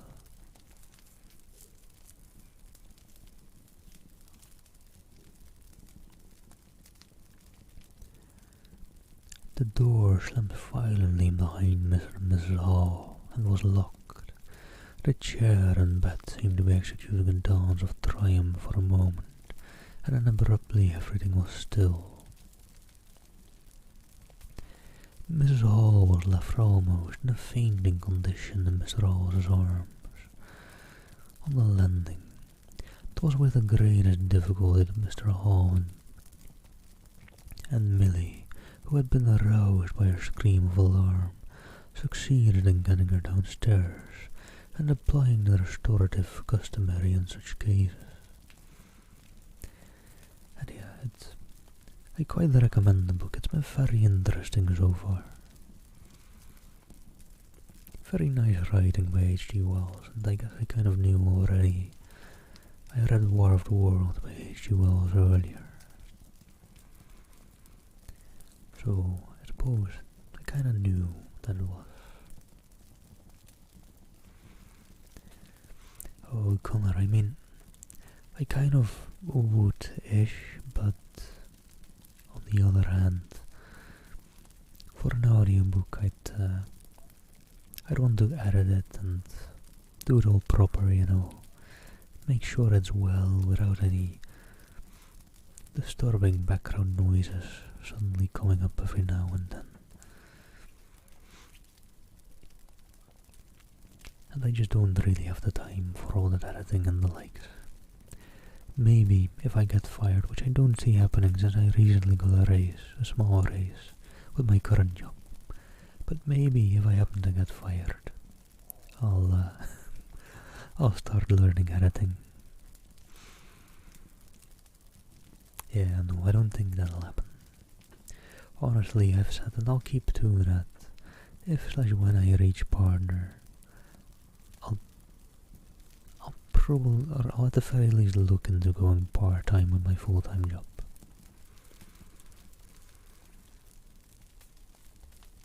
Probably not much more than going part-time though, but part-time will already help quite a bit.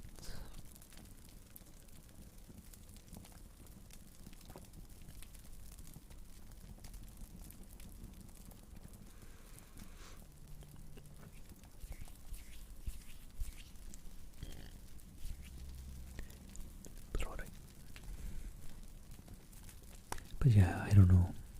I put the stuff unedited up on YouTube at the very least, so it doesn't just go away when Twitch deletes the VoDs. But I could someday try to edit one of those VoDs down into an audiobook-ish form. Just cut out all the talking segments and the likes.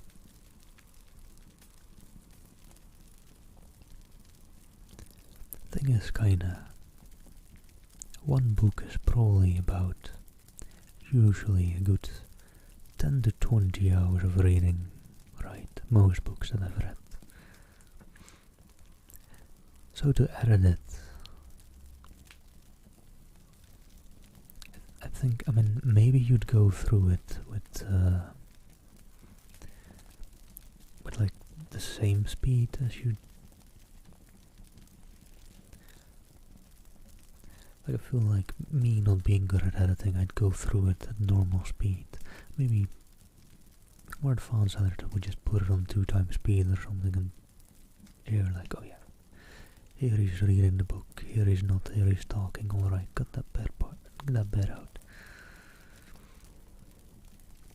But yeah, I don't know. I could maybe try sometime with a smaller book, a smaller font that I've got. Also, I'm sorry, Action, I don't normally do much than different triggers. And I don't really have any lotion nearby. Actually can't. I can't do lotion at all.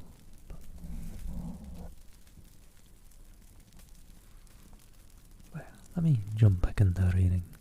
I don't know, the editing is an interesting point. I do want to. And honestly, if I get around to editing a video like that, I'll also re-upload it like that to YouTube. So I prefer it on YouTube without all the stream talk, you know.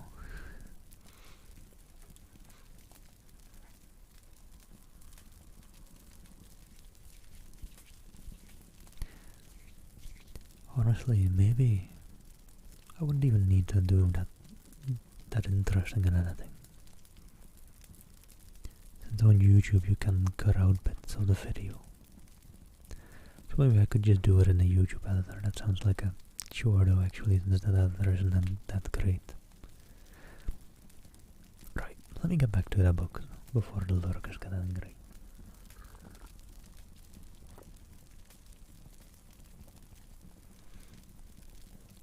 Mr. and Mrs. Hall just baffled and just getting downstairs after that encounter with the dancing chair and bed.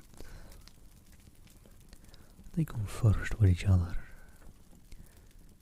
The spirits, said Mrs. Hall. I know the spirits. I've read in paper of an table and chairs leaping and dancing. Take a drop more, Jenny, said Hall. 'Twill steady ye. Look him out, said Mrs. Hall. Don't let him come in again. I half guessed, I might have known, with them goggling eyes and bandaged hat, and never going to church of a Sunday, and all they bottles, weren't it right for anyone to have? He's put the spirits into the furniture, my good old furniture. 'Twas in that very chair my poor dear mother used to sit when I was a little girl. To think it should rise up against me now. Just a drop more, Jenny, said Hall. Your nerves are all upset. They send Millie across the street through the golden 5 o'clock sunshine to rouse up Mr. Sandy Wedgers, the blacksmith. Mr. Hall's compliments, and the furniture upstairs was behaving most extraordinary. Would Mr. Wedgers come round? He was a knowing man, was Mr. Wedgers, and very resourceful. He took quite a great view at a cave. Armed that and witchcraft was the view of Mr. Sandy Wedgers.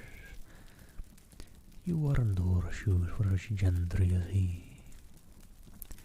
He came around, greatly concerned. They wanted him to lead the way upstairs to the room, but he didn't seem to be in any hurry. He preferred to talk in the passage, over the way Huckster's apprentice came out and began talking down the shutters of the tobacco window. He was called over to join the discussion. Mr. Huckster naturally followed, over in the course of a few minutes. The Anglo-Saxon genius for parliamentary government asserted itself. There was a great deal of talk and no decisive action. Let's have the facts first, insisted Sandy Wedgers. Let's be sure we be acting perfectly right in busting that there door open. That door unbust is always open to busting, but you can't unbust a door once you bust it in. And suddenly and most wonderfully the door in a room upstairs opened of its own accord, and as they looked up in amazement they saw descending the stairs the muffled figure of a stranger staring more blackly and blankly than ever, with those unreasonably large blue glassy eyes. He came down stiffly and slowly, staring all the time. He walked across the passage, staring, then stopped. Look there, he said, and their eyes followed the direction of his gloved finger, and saw a bottle of sarsaparilla hard by the cellar door. Then he entered the parlour and suddenly, swiftly, viciously, slammed the door in their faces. Not a word was spoken until the last echoes of the slam had died away.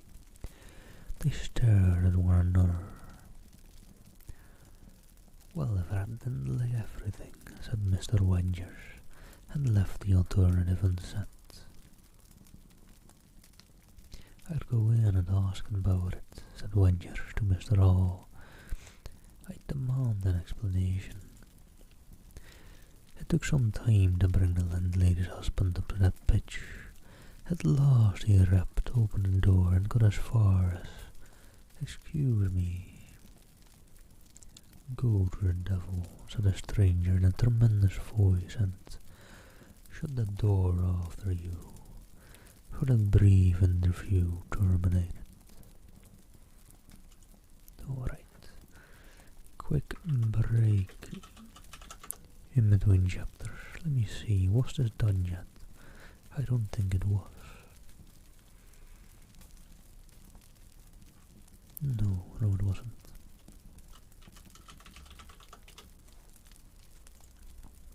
There we go.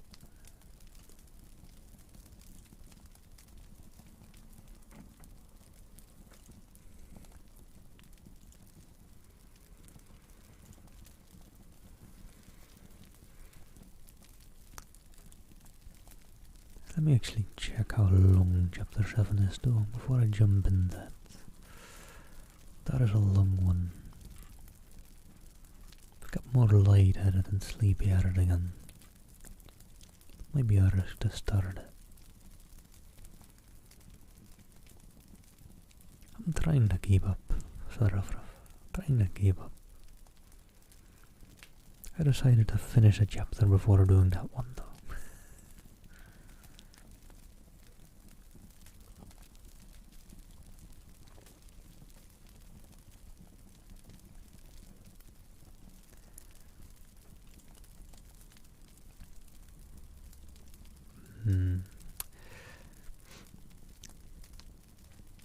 And honestly, I am quite piqued by the chance of being able to raid Ellie,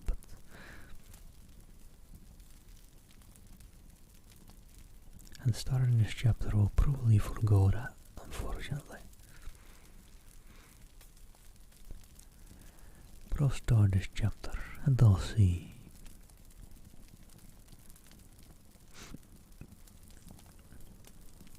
Chapter 7. The Unfailing and a Stranger. The stranger went into the little parlour of the coach, and the horses about 5:30 in the morning, and there he remained until near midday. The blinds down, the door shut, and none, after all's repose, venturing near him.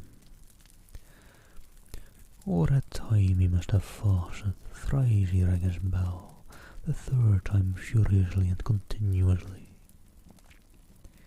But no one answered him. Him and his go to the devil indeed, said Mrs. Hall.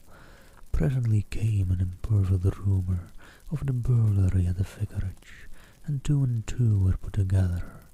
Hall, assisted by Wedgers, went off to find Mr. Shackleford, the magistrate, and take his advice. No one ventured upstairs. How the stranger occupied himself is unknown.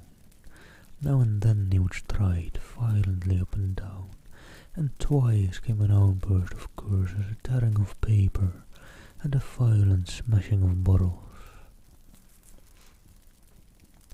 The little group of scared but curious people increased. Mrs. Huckster came over. Some gay young fellows, resplendent in black ready-made jackets and pink paper ties, for it was Whit Monday, joined the group with confused interrogations. Young Archie Harker distinguished himself by going up on the yard and trying to peep under the window blinds. He could see nothing, but gave reason for supposing that he did, and others of the Iping youth presently joined him.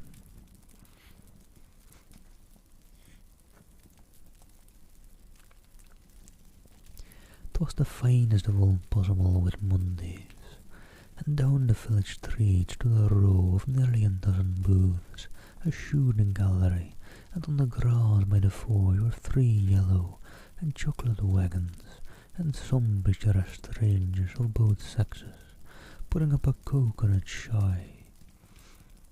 The gentlemen wore blue jerseys, the ladies white aprons, and quite fashionable hats with heavy plumes.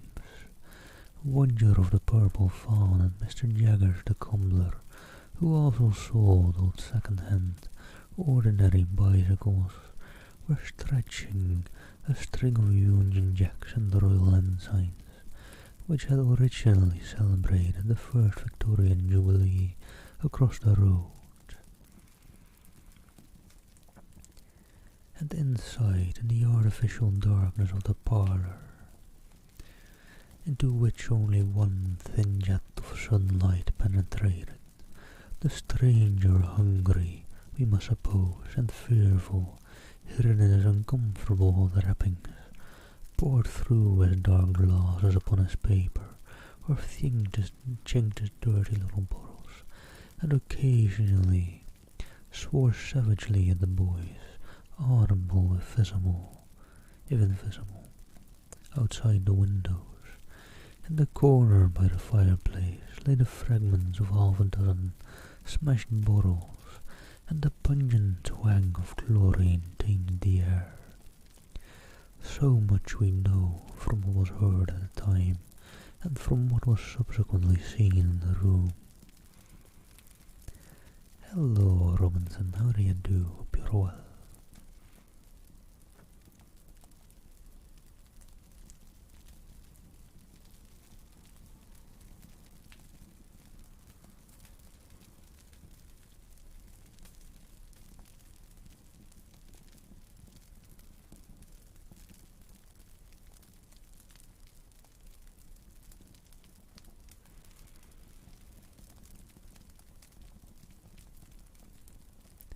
About noon, he suddenly opened his parlour door and stood glaring fixedly at the 3 or 4 people in the bar. "Mrs. Hall," he said. Somebody went sheepishly and called for Mrs. Hall. Mrs. Hall appeared after an interval, a little short of breath, but all the fiercer for that. Hall was still out. She had deliberated over the scene, and she came holding a little tray with an unsettled bill upon it. "Is it your bill you're wanting, sir?" she said. "Why wasn't my breakfast late? Why haven't you prepared my meals and answered my bell? Do you think I live without eating?" "Why isn't my bill paid?" said Mrs. Hall. "That's what I want to know." "I told you 3 days ago I was awaiting a remittance. I told you 2 days ago I wasn't going to await no remittances. You can't grumble if your breakfast waits a bit, if my bill's been waiting these 5 days, can you?" The stranger swore briefly but vividly. "Nar, nar," from the bar. "And I'd thank you kindly, sir, if you'd keep your swearing to yourself, sir," said Mrs. Hall. The stranger stood looking more like an angry diving helmet than ever. It was universally felt in the bar that Mrs. Hall had the better of him. His next words showed as much. "Look here, my good woman," he began. "Don't good woman me," said Mrs. Hall. "I've told you my remittance hasn't come." "Remittance indeed," said Mrs. Hall. "Still I dare say in my pocket. You told me 3 days ago that you hadn't anything but a sovereign's worth of silver upon you. Well, I've found some more." "Hello," from the bar. "And I wonder where I found it," said Mrs. Hall. That seemed to annoy the stranger very much. He stamped his foot. "What do you mean?" he said. "That I wonder where you found it," said Mrs. Hall, "and before I take any bills, or get any breakfast, or do any such thing whatsoever, you gotta tell me 1 or 2 things I don't understand. And what nobody don't understand, and what everybody is very anxious to understand. I want to know what you've been doing to me chair upstairs, and I want to know how this your room was empty, and how you got in again. Emma stops in this house, comes in by the doors, that's the rule of the house, and that you didn't do. And what I want to know is how you did come in. And I want to know. Suddenly the stranger raised his gloved hands, clenched, stamped his foot and said, "Stop," which looks extraordinary violence. They silenced her instantly.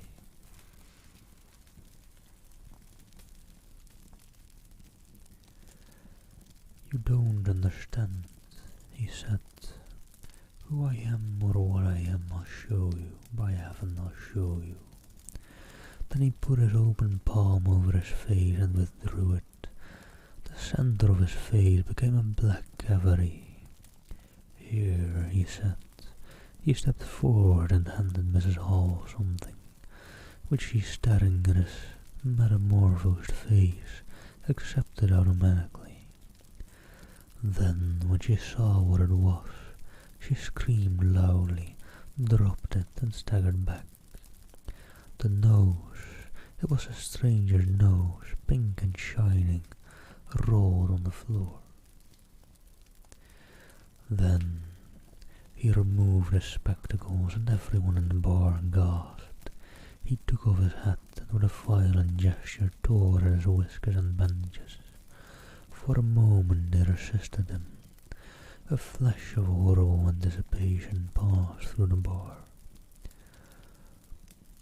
"Oh my God," said someone. Then off they came. It was worse than anything Mrs. Hall, standing open-mouthed and horror-struck, shrieked at what she saw, and made for the door of the house. Everyone began to move. They were prepared for scars, disfigurements, tangible horrors, but nothing. The bandages and false hair flew across the passage and into the bar, making a whole wide jump to avoid them.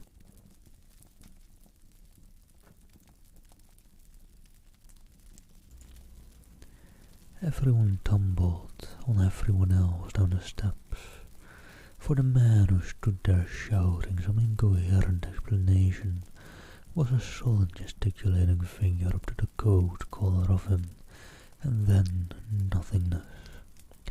No visible thing at all. People down the village heard shouts and shrieks, and looking up the street saw the coach and horse violently firing out at humanity. They saw Mrs. Hall fall down and Mr. Teddy Humphrey jump to avoid tumbling over her, and then they heard the frightful screams of Billy, who, emerging suddenly from the kitchen at the noise of the tumult, had come upon the headless stranger from behind. These increased suddenly. Forthwith everyone all down the street, the sweet-stuffed cellar, coconut shy proprietor and his assistant, the swingman, little boys and girls, rustic dandies,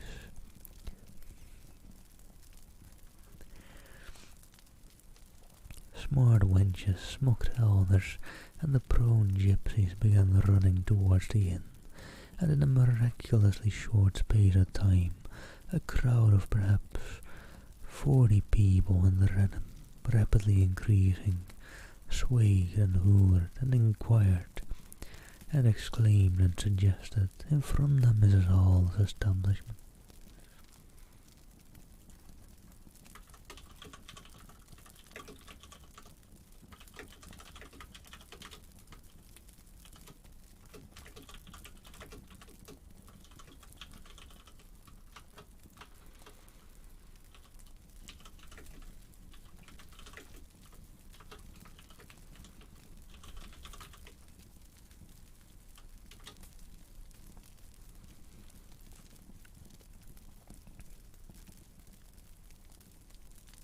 No, you know what, not at all, not at all. I think I might just be dying.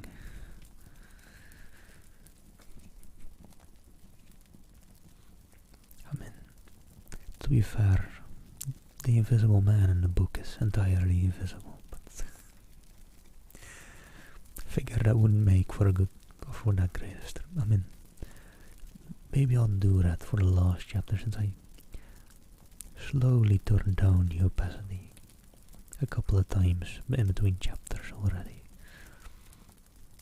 Maybe the last chapter I'll just be completely invisible.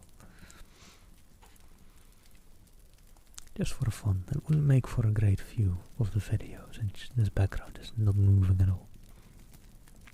But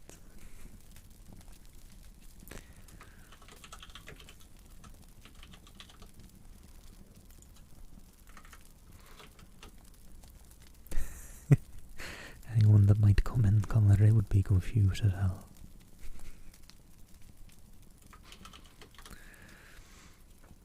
Alright, wait, let me check my BD4 and what do I have? I already have 15 out of 15. But wait, do I? 1, 2, 3, 4, 5, 6, 7, 8, 9, 10, 11, 12. Yeah, I do have 15. Oh, right, I still have some of it. I guess I gotta remove those.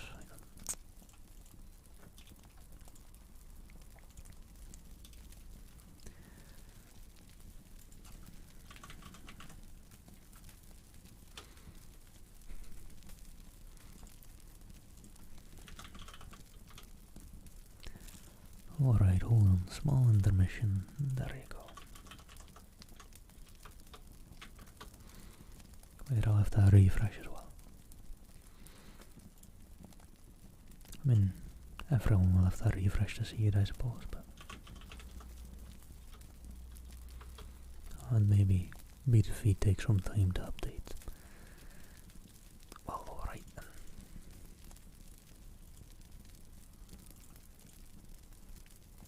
It might just take some time.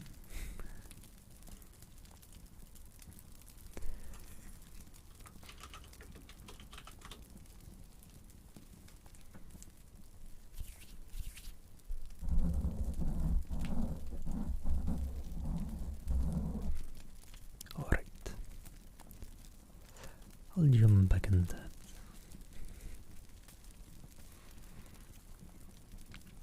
I figured she didn't type here that much. She was typing in her chat. Anyways, Red Gem and Cat Gem should be here soon. Alright, then. Everyone seemed eager to talk at once with the strange man, and the result was Babel. A small group supported Mrs. Hall, who was picked up in a state of collapse. There was a conference and the incredible efforts of a vociferous eyewitness. Oh boy, what's he been doing then? Ain't hurt a girl, has he? Run at him with a knife, I believe. Know what I tell ya? I don't mean no manner of speaking, I mean marring it without an act. Nonsense. 'Tis some conjuring trick. Fetched off his wrappings, he did. And such were the rambles of all the people around. Hello, Silvery, how do you do? How do you do? I'm well. Thank you for asking.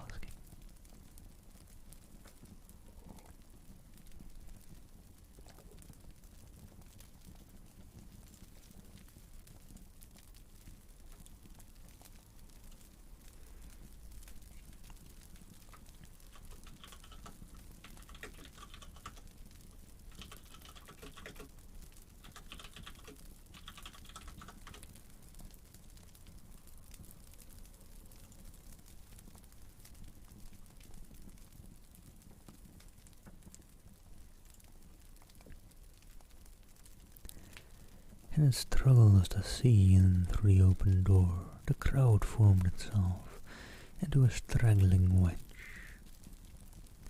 with a more adventurous apex nearest the end.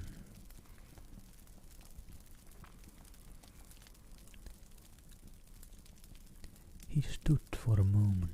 I heard the girl scream and he turned. I saw her skirts whisk and he went after her. Didn't it take 10 seconds? Back he comes with a knife in his hand and a loaf. So just if he was staring, Not a moment ago went in that door. I tell ye, he ain't got no wet at all. I just missed him. There was a disturbance behind, and the speaker stopped to step outside the site for a little procession that was marching very resolutely towards the house. First Mr. Hall, very red and determined, then Mr. Boy Javers, the village constable, and then the wary Mr. Wengers. They had come now armed with a warrant. People shouted conflicting information of the recent circumstances. I don't know what, said Javers. I got arrested and I will. Mr. Hall marched up the steps, marched straight to the door of the parlour and flung it open. Constable, he said, do your duty. Javers marched in, Hall next, Wedgers last.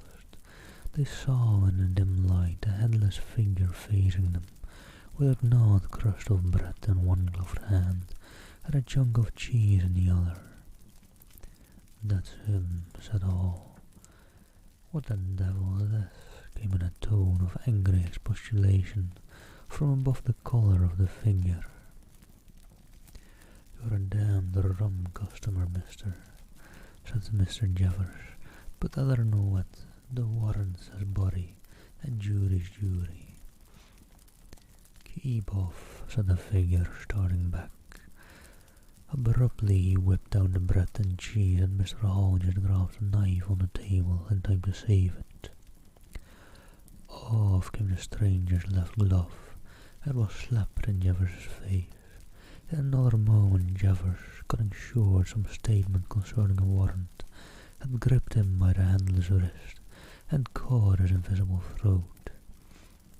He got a sounding kick on the shin that made him shout, but he kept his grip.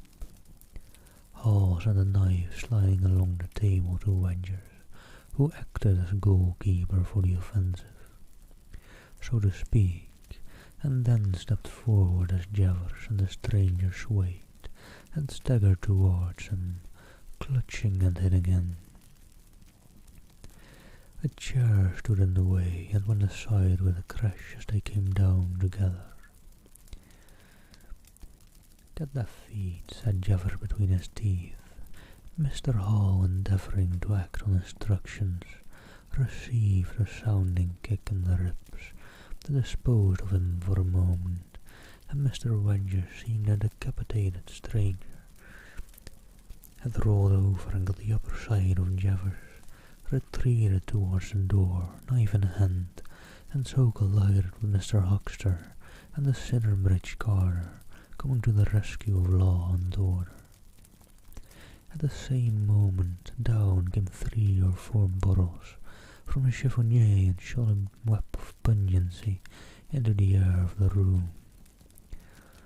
I'll surrender, cried the stranger, though he had Javers down. At another moment he stood up, panting, a strange figure, headless and handless, for he had pulled off his right glove now as well as his left. It's no good, he said, as if sobbing for breath.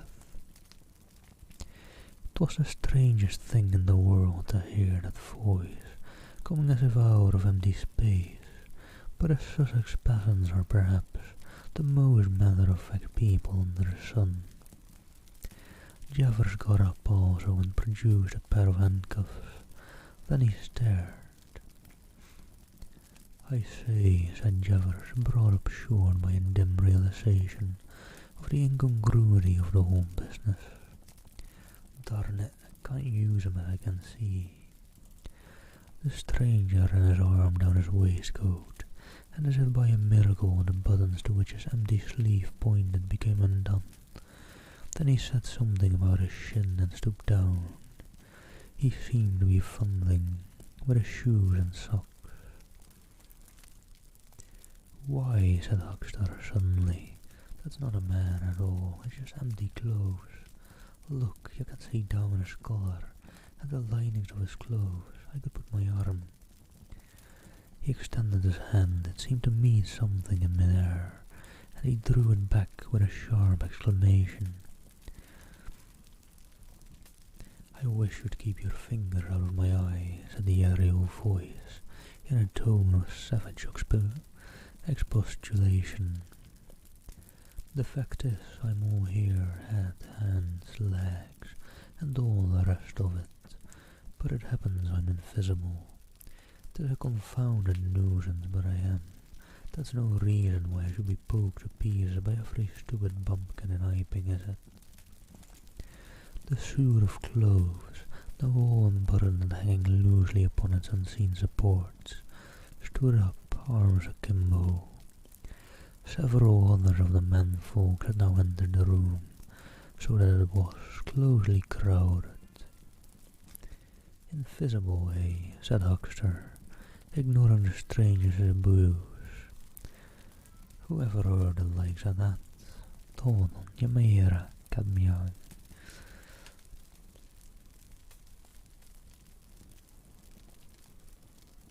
Alright, maybe not anymore. Tis strange, perhaps, but it's not a crime. Why am I assaulted by a policeman in this fashion? Ah, that's a different matter, said Jeffers. No doubt you're a man difficult to see in this light, but I got a warrant and it's all correct. What I'm after ain't no invisibility, it's burglary. There's a house been broke into and money took. Well, and circumstances certainly point. Stuff and nonsense, said the invisible man. I hope so, sir, but I've got my instructions. Well, said the stranger, I'll come, but no handcuffs. It's the regular thing, said Jeffers. No handcuffs, stipulated the stranger. Pardon me, said Jeffers. Abruptly the finger sat down, and before anyone could realize what was being done, the slipper, socks and trousers had been kicked off under the table. Then he sprang up again and flung off his coat. Here, stop that, said Jeffers, suddenly realizing what was happening. He gripped at the waistcoat that struggled, and a shirt slipped out of it and left it limp and empty in his hand. Hold him, said Jeffers loudly. Once he got the things off. Hold him, cried everyone, and there was a rush at the fluttering white shirt, which was now all that was visible of the stranger. The shirt sleeve planted a shrewd blow in Hall's face that stopped his open-armed advance and sent him backward toward Toothsome, the sexton, and in another moment the garment was lifted up and became convulsed and vacantly flapping about the arms, even as a shirt that is being thrust over a man's head. Jeffers clutched at it and only helped to pull it off. He was struck in the mouth out of the air, and incontinently threw his truncheon and smote Teddy Henfrey savagely upon the crown of his head. Look out, said everybody, fencing at random and hitting at nothing.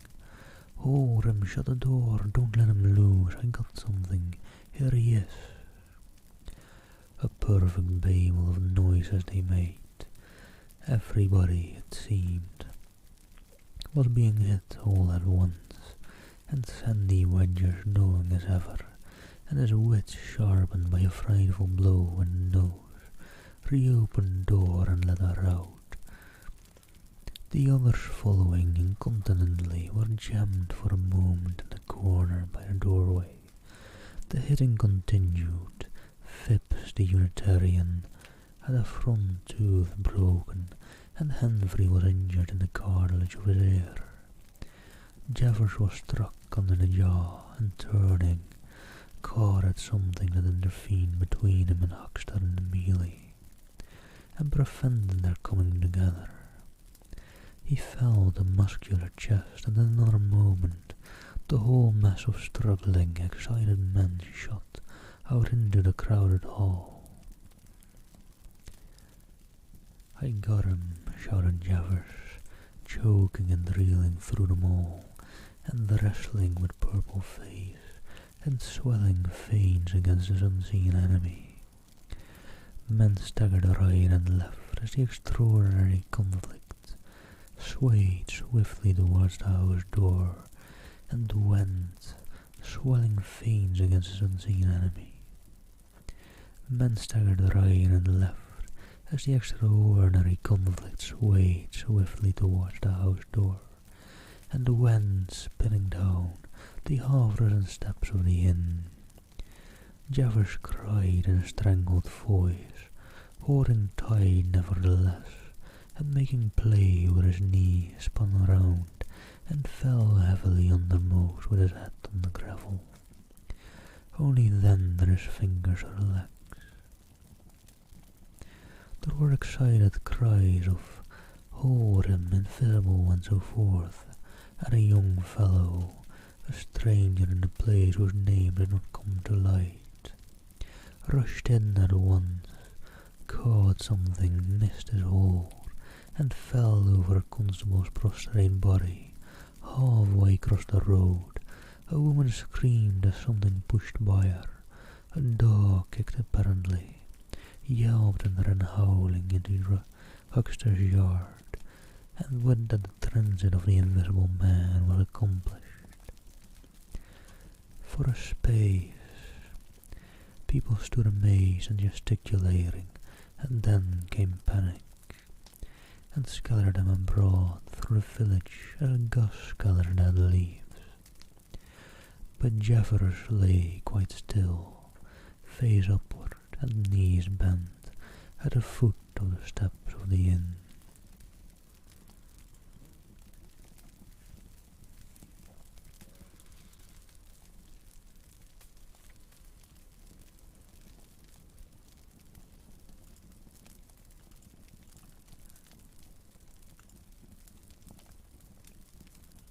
Alright, let me see.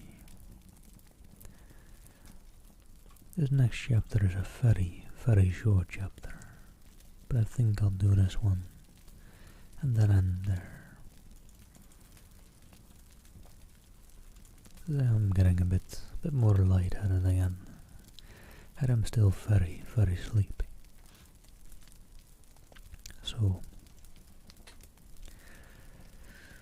probably best for me to go chill again a bit for the rest of the day, and maybe I'll be live again after dinner. Who knows, for another hour or two. Honestly, 3 hours. 2 hours and 40 minutes is a nice start again for now. Getting back into streaming hopefully a bit more often, if I can.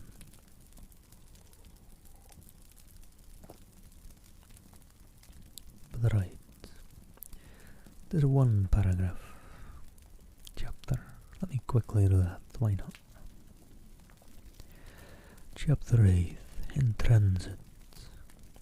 The 8th chapter is exceedingly brief and relates that Gibbons, the amateur naturalist of the district, while lying out on the spacious open downs, without a soul within a couple of miles of him, as he thought and almost dozing, heard close to him the sounds of a man coughing, sneezing and then swearing savagely to himself, and looking beheld nothing. Yet the voice was indisputable. It continued to swear with that breadth and variety that distinguishes the swearing of a cultivated man. It grew to a climax, diminished again, and died away in the distance, going as it seemed to him in the direction of Aberdeen. It lifted to a spasmodic sneeze and ended. Gibbons had heard nothing of the morning's occurrences, but a phenomenon was so striking and disturbing that his philosophical tranquillity vanished. He got up hastily and hurried down the steepness of the hill towards the village as far as he could go.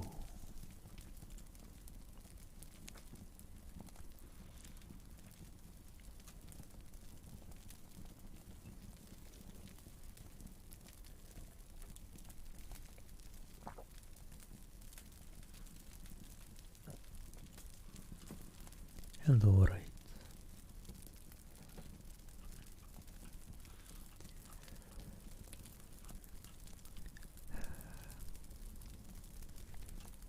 One last chapter. I think, okay, maybe I can do one last chapter.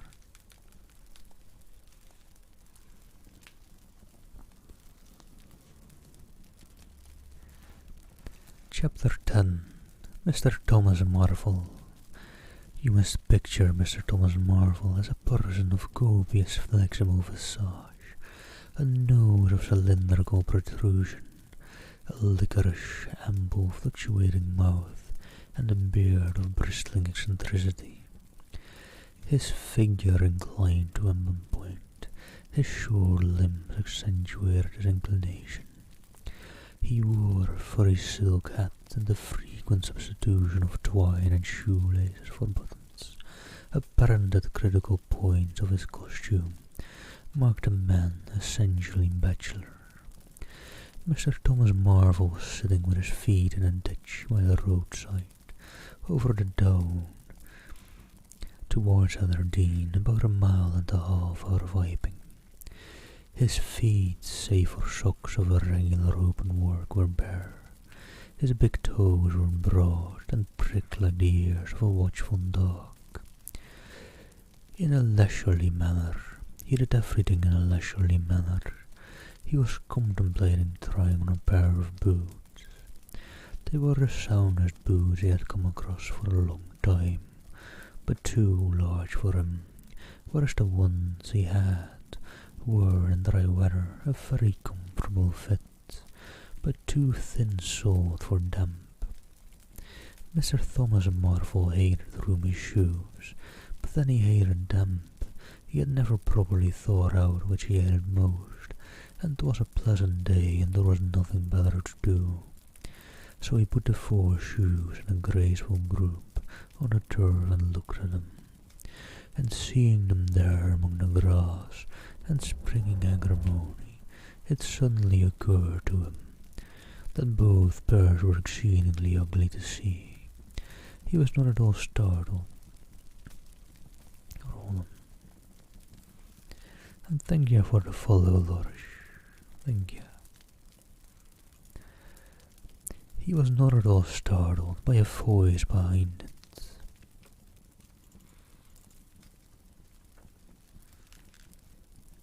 Steph. Hello, Steph. How do you do?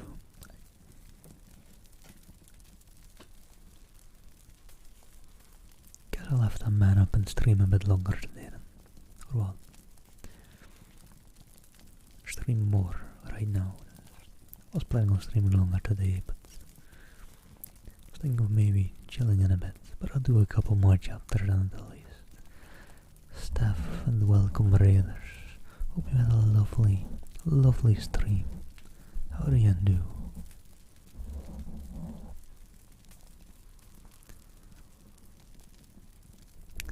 Let's see. Hello Jay and hello Renza. How do you do? And hey Hellion Ruff Ruff. Well, you were there already.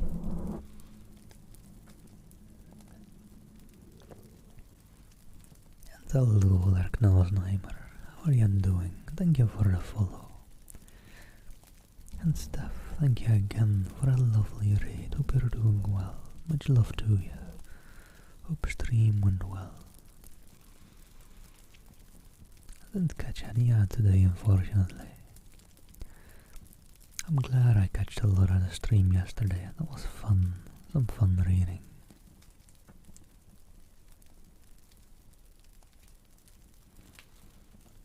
Do I roll?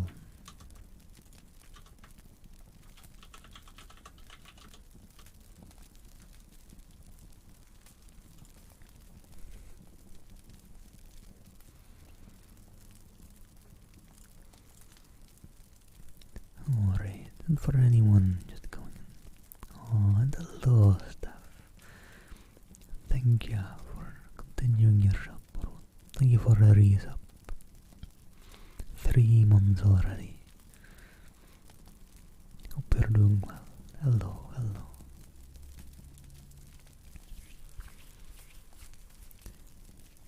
anyone wondering, and all the lurkers and all the lovely rainers just coming in, I'm reading The Invisible Man by H.G. Wells today / the upcoming next couple of streams probably. It's not a short book.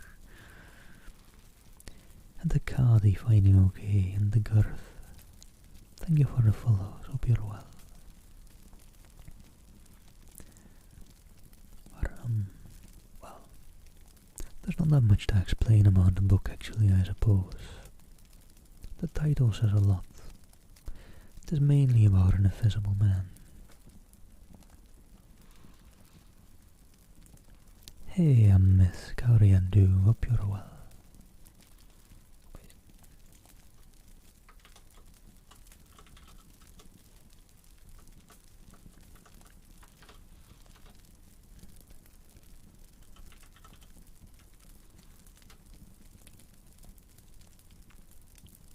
Let me give them a shout out. There weren't many here before the raid, but if you are here and happen to not follow our lovely bad Yang yet, go give her a follow. Do it right now.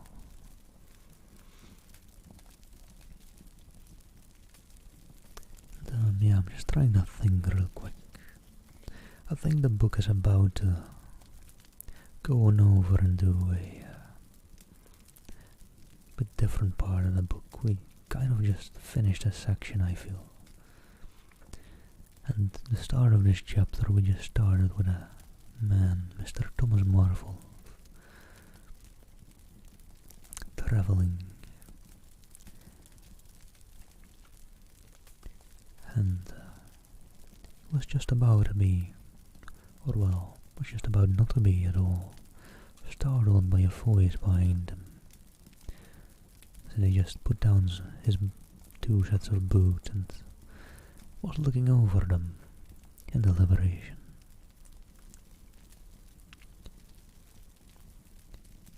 They're boots anyhow, said the voice.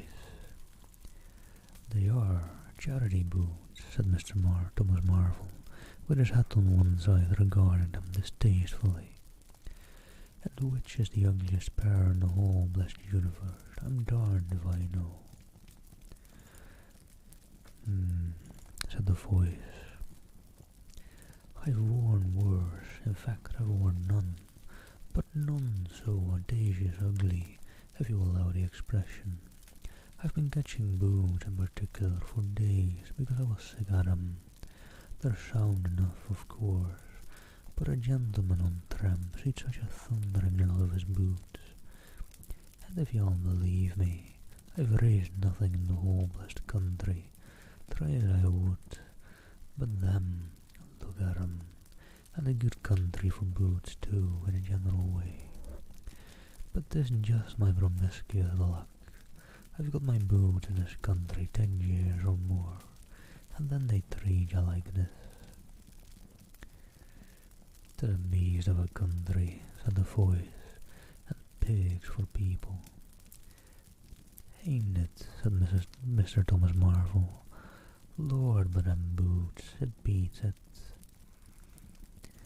He turned his head over his shoulder to the right to look at the boots of his interlocutor with a view to comparisons, and lo, where the boot of his interlocutor should have been were neither legs nor boots. He was irradiated by the dawn of a great amazement. "Where are you?" said Mr. Thomas Marvel over his shoulder, and coming on all fours, he saw a stretch of empty downs with the wind swaying the remote green-pointed furze bushes. Am I drunk?" said Mr. Marvel. "Have I had visions? Was I talking to myself? What the—" "Don't be alarmed," said the voice. "None of your ventriloquisting me," said Mr. Thomas Marvel, rising sharply to his feet. "Where are you? Alarmed indeed." "Don't be alarmed," repeated the voice. "You'll be alarmed in a minute, you silly fool," said Mr. Thomas Marvel, Where are you? Let me get my mark on you. You're buried, said Mr. Thomas Marvel after an interval. There was no answer. Mr. Thomas Marvel stood bootless and amazed, his jacket nearly thrown off. Pewit, said a Pewit very remote. Pewit indeed, said Mr. Thomas Marvel. There ain't no time for foolery. The down was desolate, east and west, north and south. The road with its shallow ditches and wide bordering stakes ran smooth and empty, north and south, and save for a Pewit, the blue sky was empty too. So help me, said Mr. Thomas Marvel, shuffling his coat onto his shoulders again. 'Tis the drink, I might have known. Oh, 'tis not a drink, said the voice. You keep your nerves steady. Ow, said Mr. Marvel, and his face grew wide amidst its patches.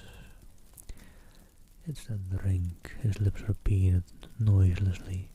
He remained staring about him, rotating slowly backwards. I could have swore I heard a voice, he whispered. Of course you did.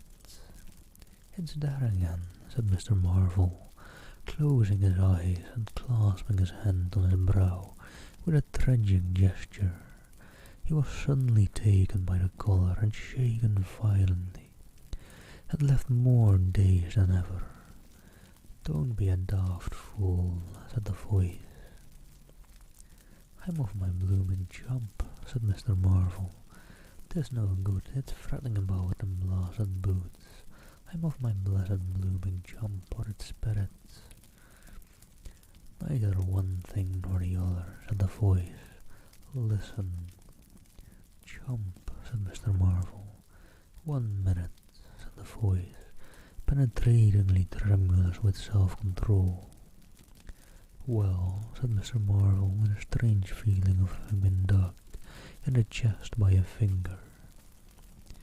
You think I'm just imagination, just imagination. Well, what else can you be, said Mr. Marvel, rubbing the back of his neck. Very well, said the voice in a tone of relief.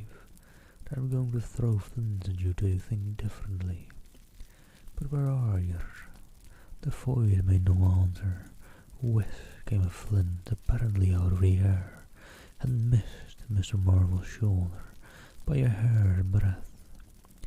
Mr. Marvel, turning, saw a flint jerk up into the air, trace a complicated path, hang for a moment, and then fling at his feet with almost invisible rapidity.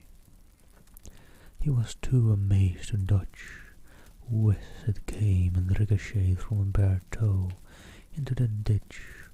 Mr. Thomas Marvel jumped a foot and howled aloud.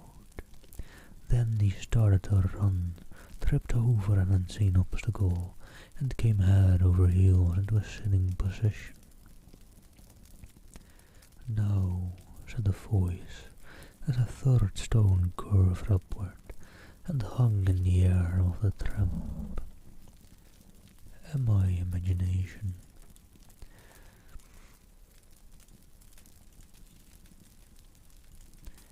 Mr. Marvel, by way of reply, struggled to his feet and was immediately rolled over again.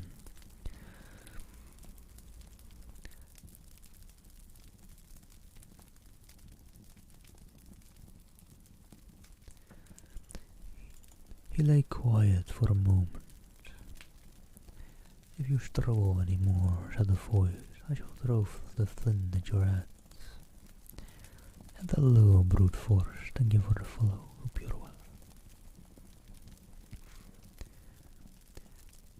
It's a fair do, said Mr. Thomas Marvel, sitting up, taking his wounded toe in hand, and fixing his eye on the third missile. I don't understand it. Stones fling themselves, stones talking. Put yourself down, rot away, I'm done. The third flint fell. 'Tis very simple, said the voice. I'm an invisible man. Could have gone for the title drop there. I'm slightly disappointed, H.G. Wells, but alright. Actually, thinking back on that, War of the Worlds actually did have a title drop. They actually said War of the Worlds and War of the World. I'm pretty sure, if I remember correctly. Right, stop being a nerd, start reading again. Tell us something I don't know, said Mr. Marvel, gasping with pain. Where you've hid, how you do it, I don't know, I'm beat. That's all, said the voice. I'm invisible, that's what I want you to understand. Anyone could see that, there's no need for you to be so confused.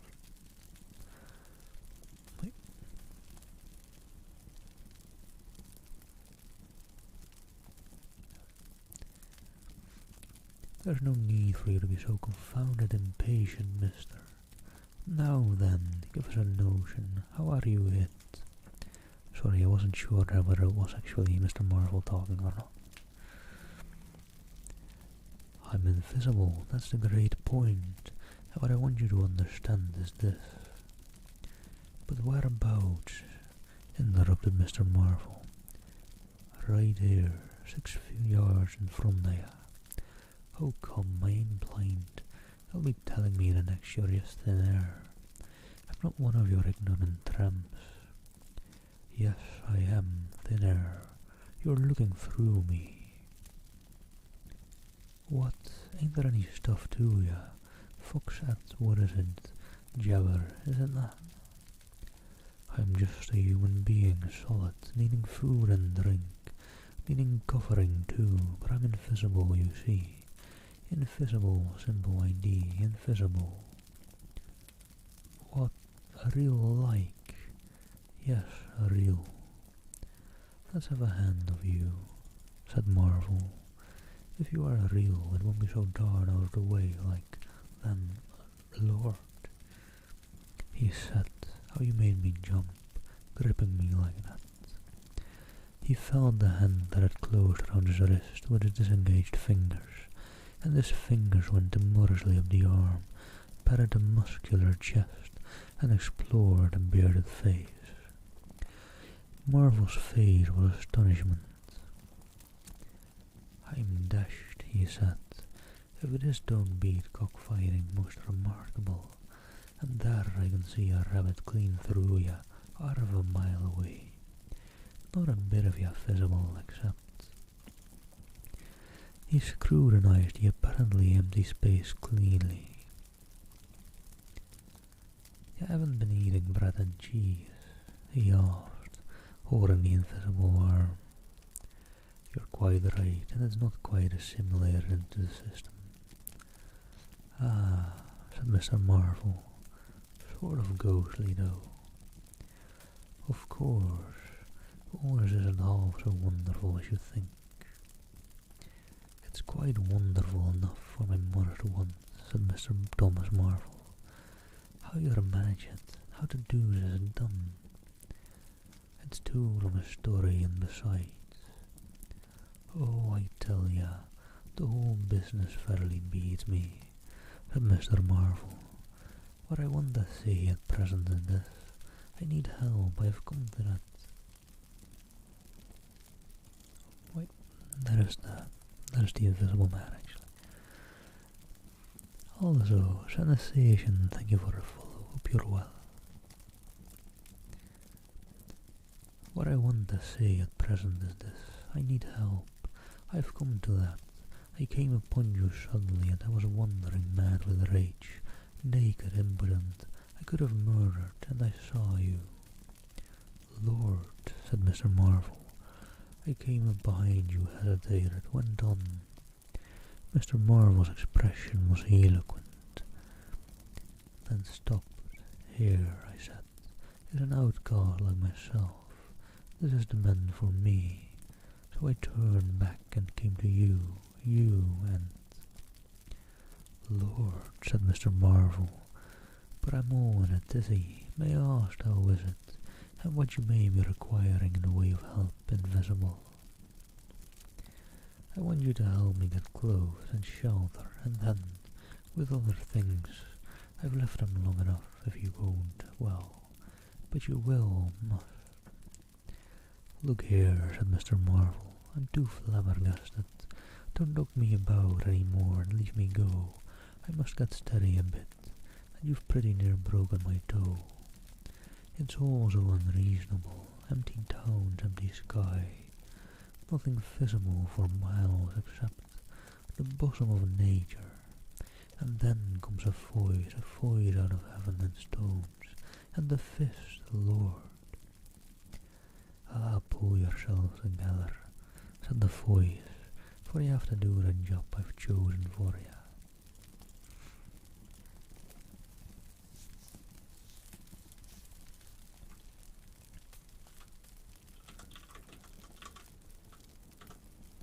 Let me quickly look at something.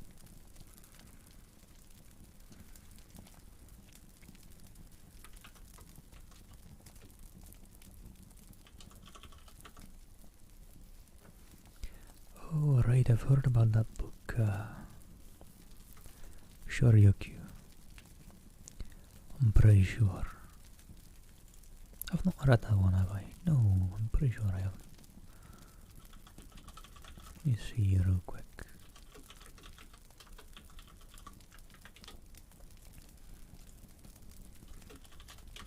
It is in the public domain, I think. Oh yeah, published in English 1871. It is in the public domain, alright. Right, by Jules Verne. But I haven't read it. I will someday, I'm sure that. Someday.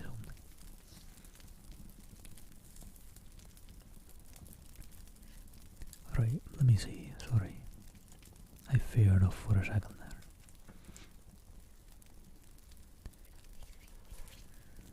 Mr. Marvel blew out his cheeks and his eyes were round. I've chosen you, said the voice. You are the only man except some of those fools down there who knows there is such a thing as an invisible man. You have to be my helper. Help me, and I will do great things for you. An invisible man is a man of power. He stopped for a moment to sneeze violently. But if you betray me, he said. Wait, that is the invisible man still, sorry. But if you betray me, he said, if you fail to do as I direct you.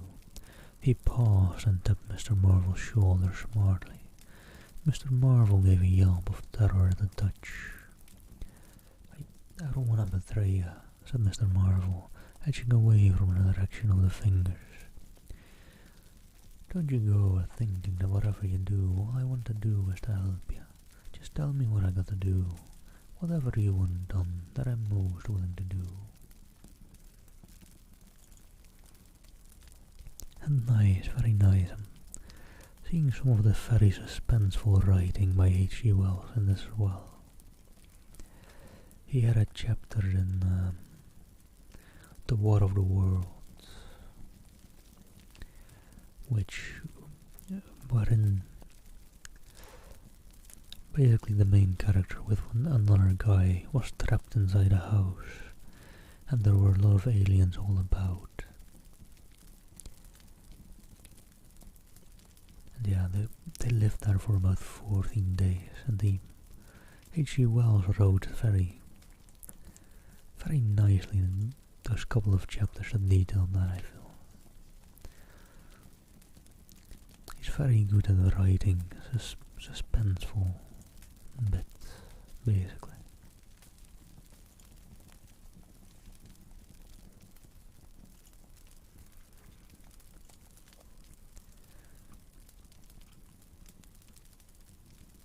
Yeah, War of the Worlds was a great book, Shoryuku. I quite loved that one. I mean, I'm loving this one so far as well. Some lovely, lovely writing. And some good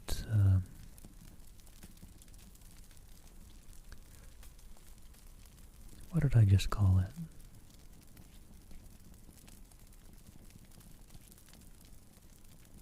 I've suddenly forgot the word, but some very lovely writing by H.G. Wells.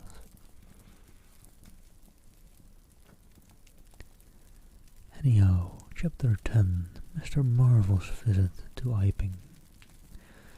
After the first gusty panic had spent itself, Iping became argumentative. Skepticism suddenly reared its head, rather nervous skepticism. Not at all assured of its back, but skepticism nevertheless.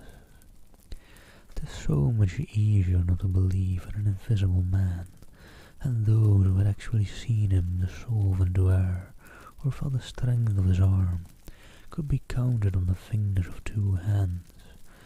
And of these witnesses Mr. Wedgers was presently missing, having retired impregnably behind the bolts and bars of his own house, and Jeffers was lying stunned in the parlour of the Coach and Horses. Great and strange ideas transcending experience often have less effect upon men and women than smaller, more tangible considerations. Iping was gay with bunting, and everybody was in gala dress. Whit Monday had been looked forward to for a month or more. By the afternoon even those who believed in the unseen were beginning to resume their little amusements in a tentative fashion. On the supposition that he had quite gone away, and with his skepticism he was already a jest. But people, skeptics and believers alike, were remarkably sociable all that day. Hazeman's Meadow was gay with a tent, in which Mrs. Bunting and other ladies were preparing tea, while without the Sunday school children ran races and played games, under the noisy guidance of the curate, and the Mrs. Cuss and Sackbut. No doubt there was a slight uneasiness in the air, but people for the most part had the sense to conceal whatever imaginative qualms they experienced. On the village green an inclined string down, which clanged the while to a pulley swung handle, one could be hurled violently against the sack at the other end, came in for a considerable favour among the adolescents, as also did the swings and the coconut shies. There was also promenading, and the steam organ, attached to a small roundabout, filled the air with a pungent flavour of oil, and with equally pungent music. Members at a club who had attended church in the morning were splendid in batches of pink and green, and some in a gayer mind had also adorned their bowler hats with brilliant coloured favours of ribbon. Old Fletcher, whose conceptions of holiday-making were severe, was visible through the jasmine about his window, or through the open door, whichever way he had chose to look. Poised delicately on a plank supported on two chairs, and whitewashing the ceiling of his front room. About 4 o'clock a stranger entered the village from the direction of the downs. He was a short, stout person, in an extraordinarily shabby top hat, and he appeared to be very much out of breath. His cheeks were alternately limp and tidily puffed, his mottled face was apprehensive, and he moved with a sort of reluctant alacrity. He turned the corner of the church and directed his way to the Coach and Horses. Among others, old Fletcher remembered seeing him, and indeed the old gentleman was so struck by his peculiar agitation that he inadvertently allowed a quantity of whitewash to run down the brush into the sleeve of his coat while regarding him. The stranger, to the perceptions of the proprietor of the coconut shy, appeared to be talking to himself, and Mr. Huckster remarked the same thing. He stopped at the foot of the coach and horse's steps, and according to Mr. Huckster, appeared to undergo a severe internal struggle before he could induce himself to enter the house. Finally, he marched the steps and was seen by Mr. Huckster to turn to the left and open the door of the parlour. Mr. Huckster heard voices from within the room, and from the bar apprising the man of his error. "The room's private," said Hall, and the stranger shut the door clumsily and went into the bar. In the course of a few minutes he reappeared, wiping his lips with the back of his hand, with an air of quiet satisfaction that somehow impressed Mr. Huckster as assumed. He stood looking about him for some moments, and then Mr. Huckster saw him walk in an oddly furtive manner towards the gates of the yard, upon which the parlour window opened. The stranger, after some hesitation, leaned against one of the gate-posts, produced a short clay pipe, and prepared to fill it.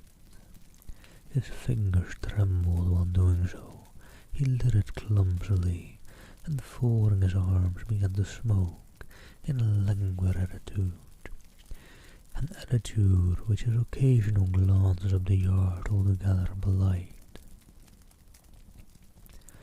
All this Mr. Huckster saw over the canisters of the tobacco window, and the singularity of the man's behaviour prompted him to maintain his observation. Presently the stranger stood up abruptly and put his pipe in his pocket. Then he vanished into the yard, forthwith Mr. Huckster, conceiving he was witness of some petty larceny, leapt round his counter and ran out into the road to intercept the thief. As he did so, Mr. Marvel reappeared, his head askew, a big bundle and a blue tablecloth in one hand, and 3 books tied together, as it proved afterwards with the figure's braces, in the other. Directly he saw Huckster, he gave a sort of gasp, and turning sharply to the left, began to run. "Stop thief!" cried Huckster, and set off after him. Mr. Huckster's sensations were vivid but brief. He saw the man just before him, and spurting briskly for the church corner and the hill road, he saw the village flags and festivities beyond, and a face or so turned towards him. He bawled "Stop!" again.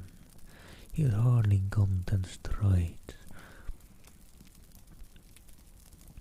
before his shin was caught in some mysterious fashion, and he was no longer running, but flying with inconceivable rapidity through the air. He saw the ground suddenly close to his face. The world seemed to splash into a million whirling specks of light, and subsequent proceedings interested him no more.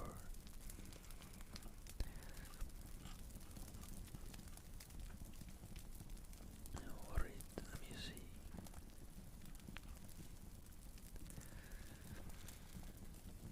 Just a quick little breather.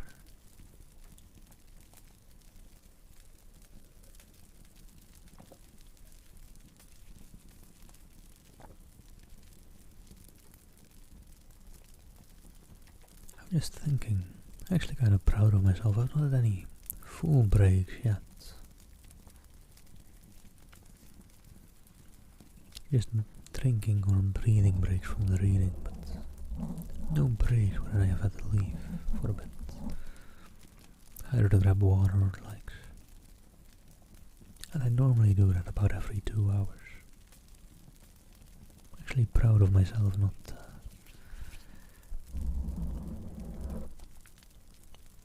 taking that many breaks today though. Chapter 11. In the Coach and Horses. Now, in order clearly to understand what had happened in the inn, it is necessary to go back to the moment when Mr. Marvel first came into view. of Mr. Huckster's window. At that precise moment Mr. Gus and Mr. Bunting were in the parlour. They were seriously investigating the strange occurrences of the morning, and were, with Mr. Hall's permission, making a thorough examination of the invisible man's belongings. Jeffers had partially recovered from his fall and had gone home in the charge of his sympathetic friends.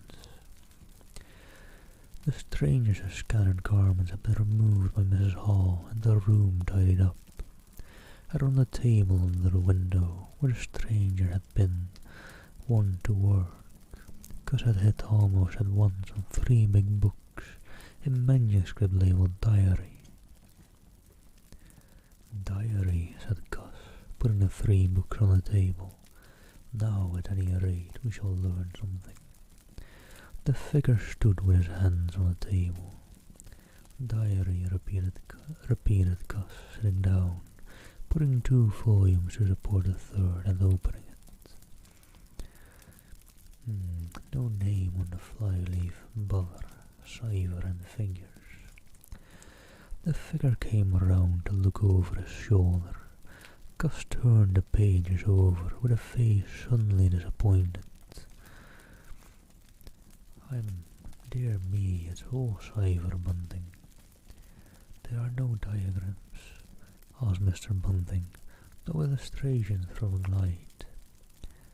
See for yourself, said Mr. Gus. Some of it's mathematical and some of it's Russian or some language, to judge by the letters. And some of it's Greek, not a Greek, I thought you. Of course, said Mr. Bunting, taking out and wiping his spectacles and feeling suddenly very uncomfortable, for he had no Greek left in his mind worth talking about. Yes, the Greek, of course, may furnish a clue. I'll find you a place. I'd rather glance through the volumes first, said Mr. Bunting, still wiping. A general impression first, Gus, and then, you know, we can go looking for clues. He coughed, put on his glasses, arranged them fastidiously, coughed again, and wished something would happen to avert the seemingly inevitable exposure. Then he took the volumes Gus handed him in a leisurely manner, and then something did happen. The door opened suddenly. Both gentlemen started violently, looked around, and were relieved to see a sporadically rosy face beneath a furry silk hat. Tap, asked the face and stood staring. No, said both gentlemen at once. Over the other side, my man, said Mr. Bunting, and please shut the door. Said Mr. Gus irritably. All right, said the intruder, as it seemed in a low voice, curiously different from the huskiness of its first inquiry. Right you are, said the intruder in the former voice. Stand clear. And he finished and closed the door. A sailor, I should judge, said Mr. Bunting. Amusing fellows they are. Stand clear indeed, in argot term, referring to his getting back out of the room, I suppose. I dare say so, said Gus. My nerves are all loose today. It quite made me jump, the door opening like that. Mr. Bunting smiled as if he had not jumped. And now, he said with a sigh. And now, Mr. Bunting said with a sigh, these books. Someone sniffed as he did so. One thing is indisputable, said Bunting, drawing up a chair next to that of Gus. There certainly have been very strange things happen in Iping during the last few days. Very strange. I cannot, of course, believe in his absurd invisibility story. It's incredible, said Gus, Incredible, but the fact remains that I certainly saw right down his sleeve. But did you? Are you sure? Suppose a mirror, for instance. Hallucinations are so easily produced. I don't know if you've ever seen a really good conjurer. I won't argue again, said Gus, cutting him off. We threshed it out, Bunting, and just now, there are these books. Here's some of what I take to be Greek. Greek letters, certainly. He pointed to the middle of the page. Mr. Bunting flushed slightly and brought his face nearer, apparently finding some difficulty with his glasses. Suddenly he became aware of a strange feeling at the nape of his neck. He tried to raise his head and encountered an immovable resistance. The feeling was a curious pressure in the grip of a heavy, firm hand, and it bore his chin irresistibly to the table. "Don't move, little man," whispered a voice, "or I'll brain you both." He looked into the face of Gus close to his own, and each saw a horrified reflection of his own sickly astonishment. Horror.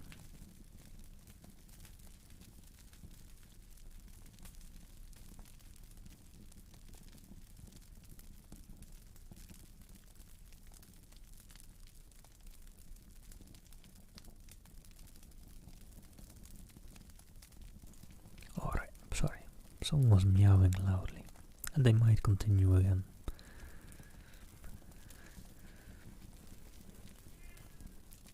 "I'm sorry to handle you so roughly," said the voice, "but it's unavoidable. Since when did you learn to pry into an investigator's private memoranda?" "That's still the voice," said the voice, and two chins struck the table simultaneously, and two sets of teeth rattled.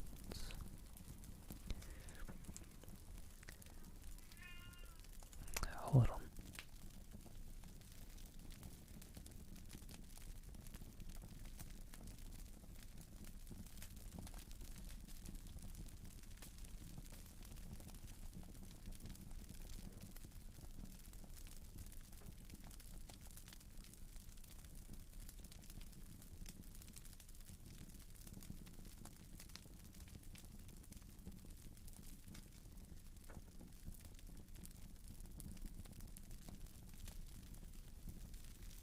Alright, I'm just hoping that it's just attention she wants.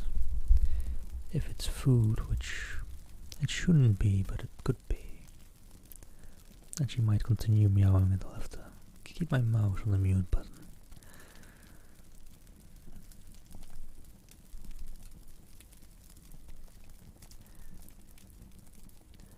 But alright. The invisible man or the voice banged him down on the table again. "Where have they put my clothes?" "Listen," said the voice. "The windows are fastened and I've taken the key out of the door. I'm a fairly strong man, and I have the poker handy, besides being invisible. There's not the slightest doubt that I could kill you both and get away quite easily if I wanted to. Do you understand? Very well. If I let you go, will you promise not to try any nonsense and do what I tell you?"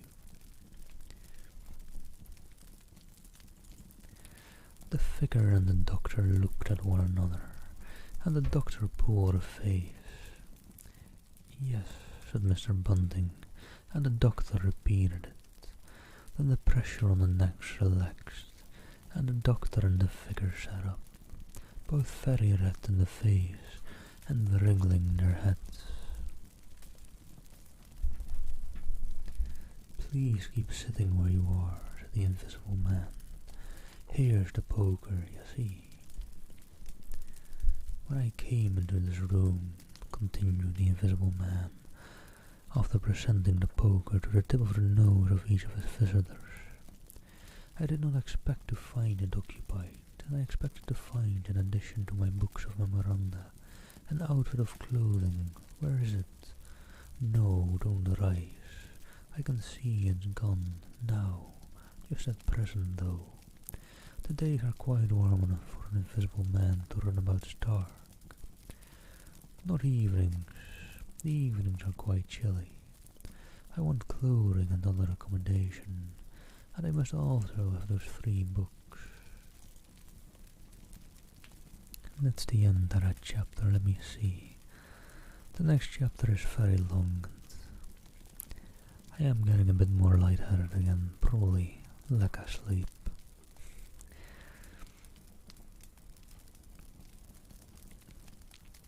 I didn't sleep too well last night.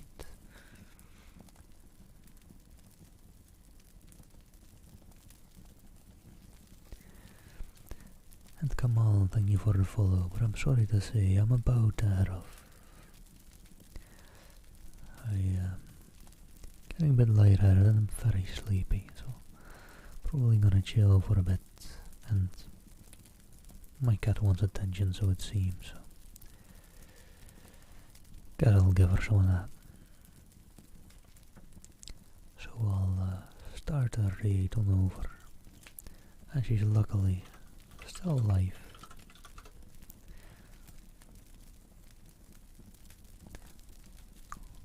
Start a raid on over that lovely lunar alley. A lot of you probably know her, but yeah, thanks for the lurk, JD. Thank you very much. I'll be continuing this book later on later streams, maybe later today, I don't know yet. No schedule, so I can see about it whenever.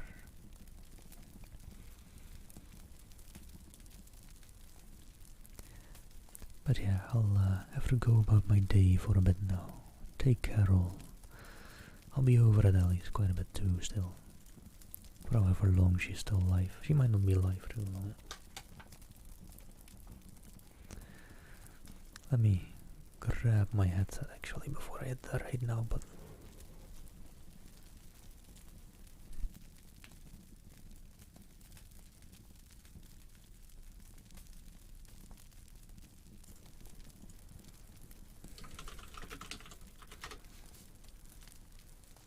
Alright, got my headset. Yeah, I don't know either, JD. I don't know either. Take care all. See you all later, some other time. Take care. And bye for now.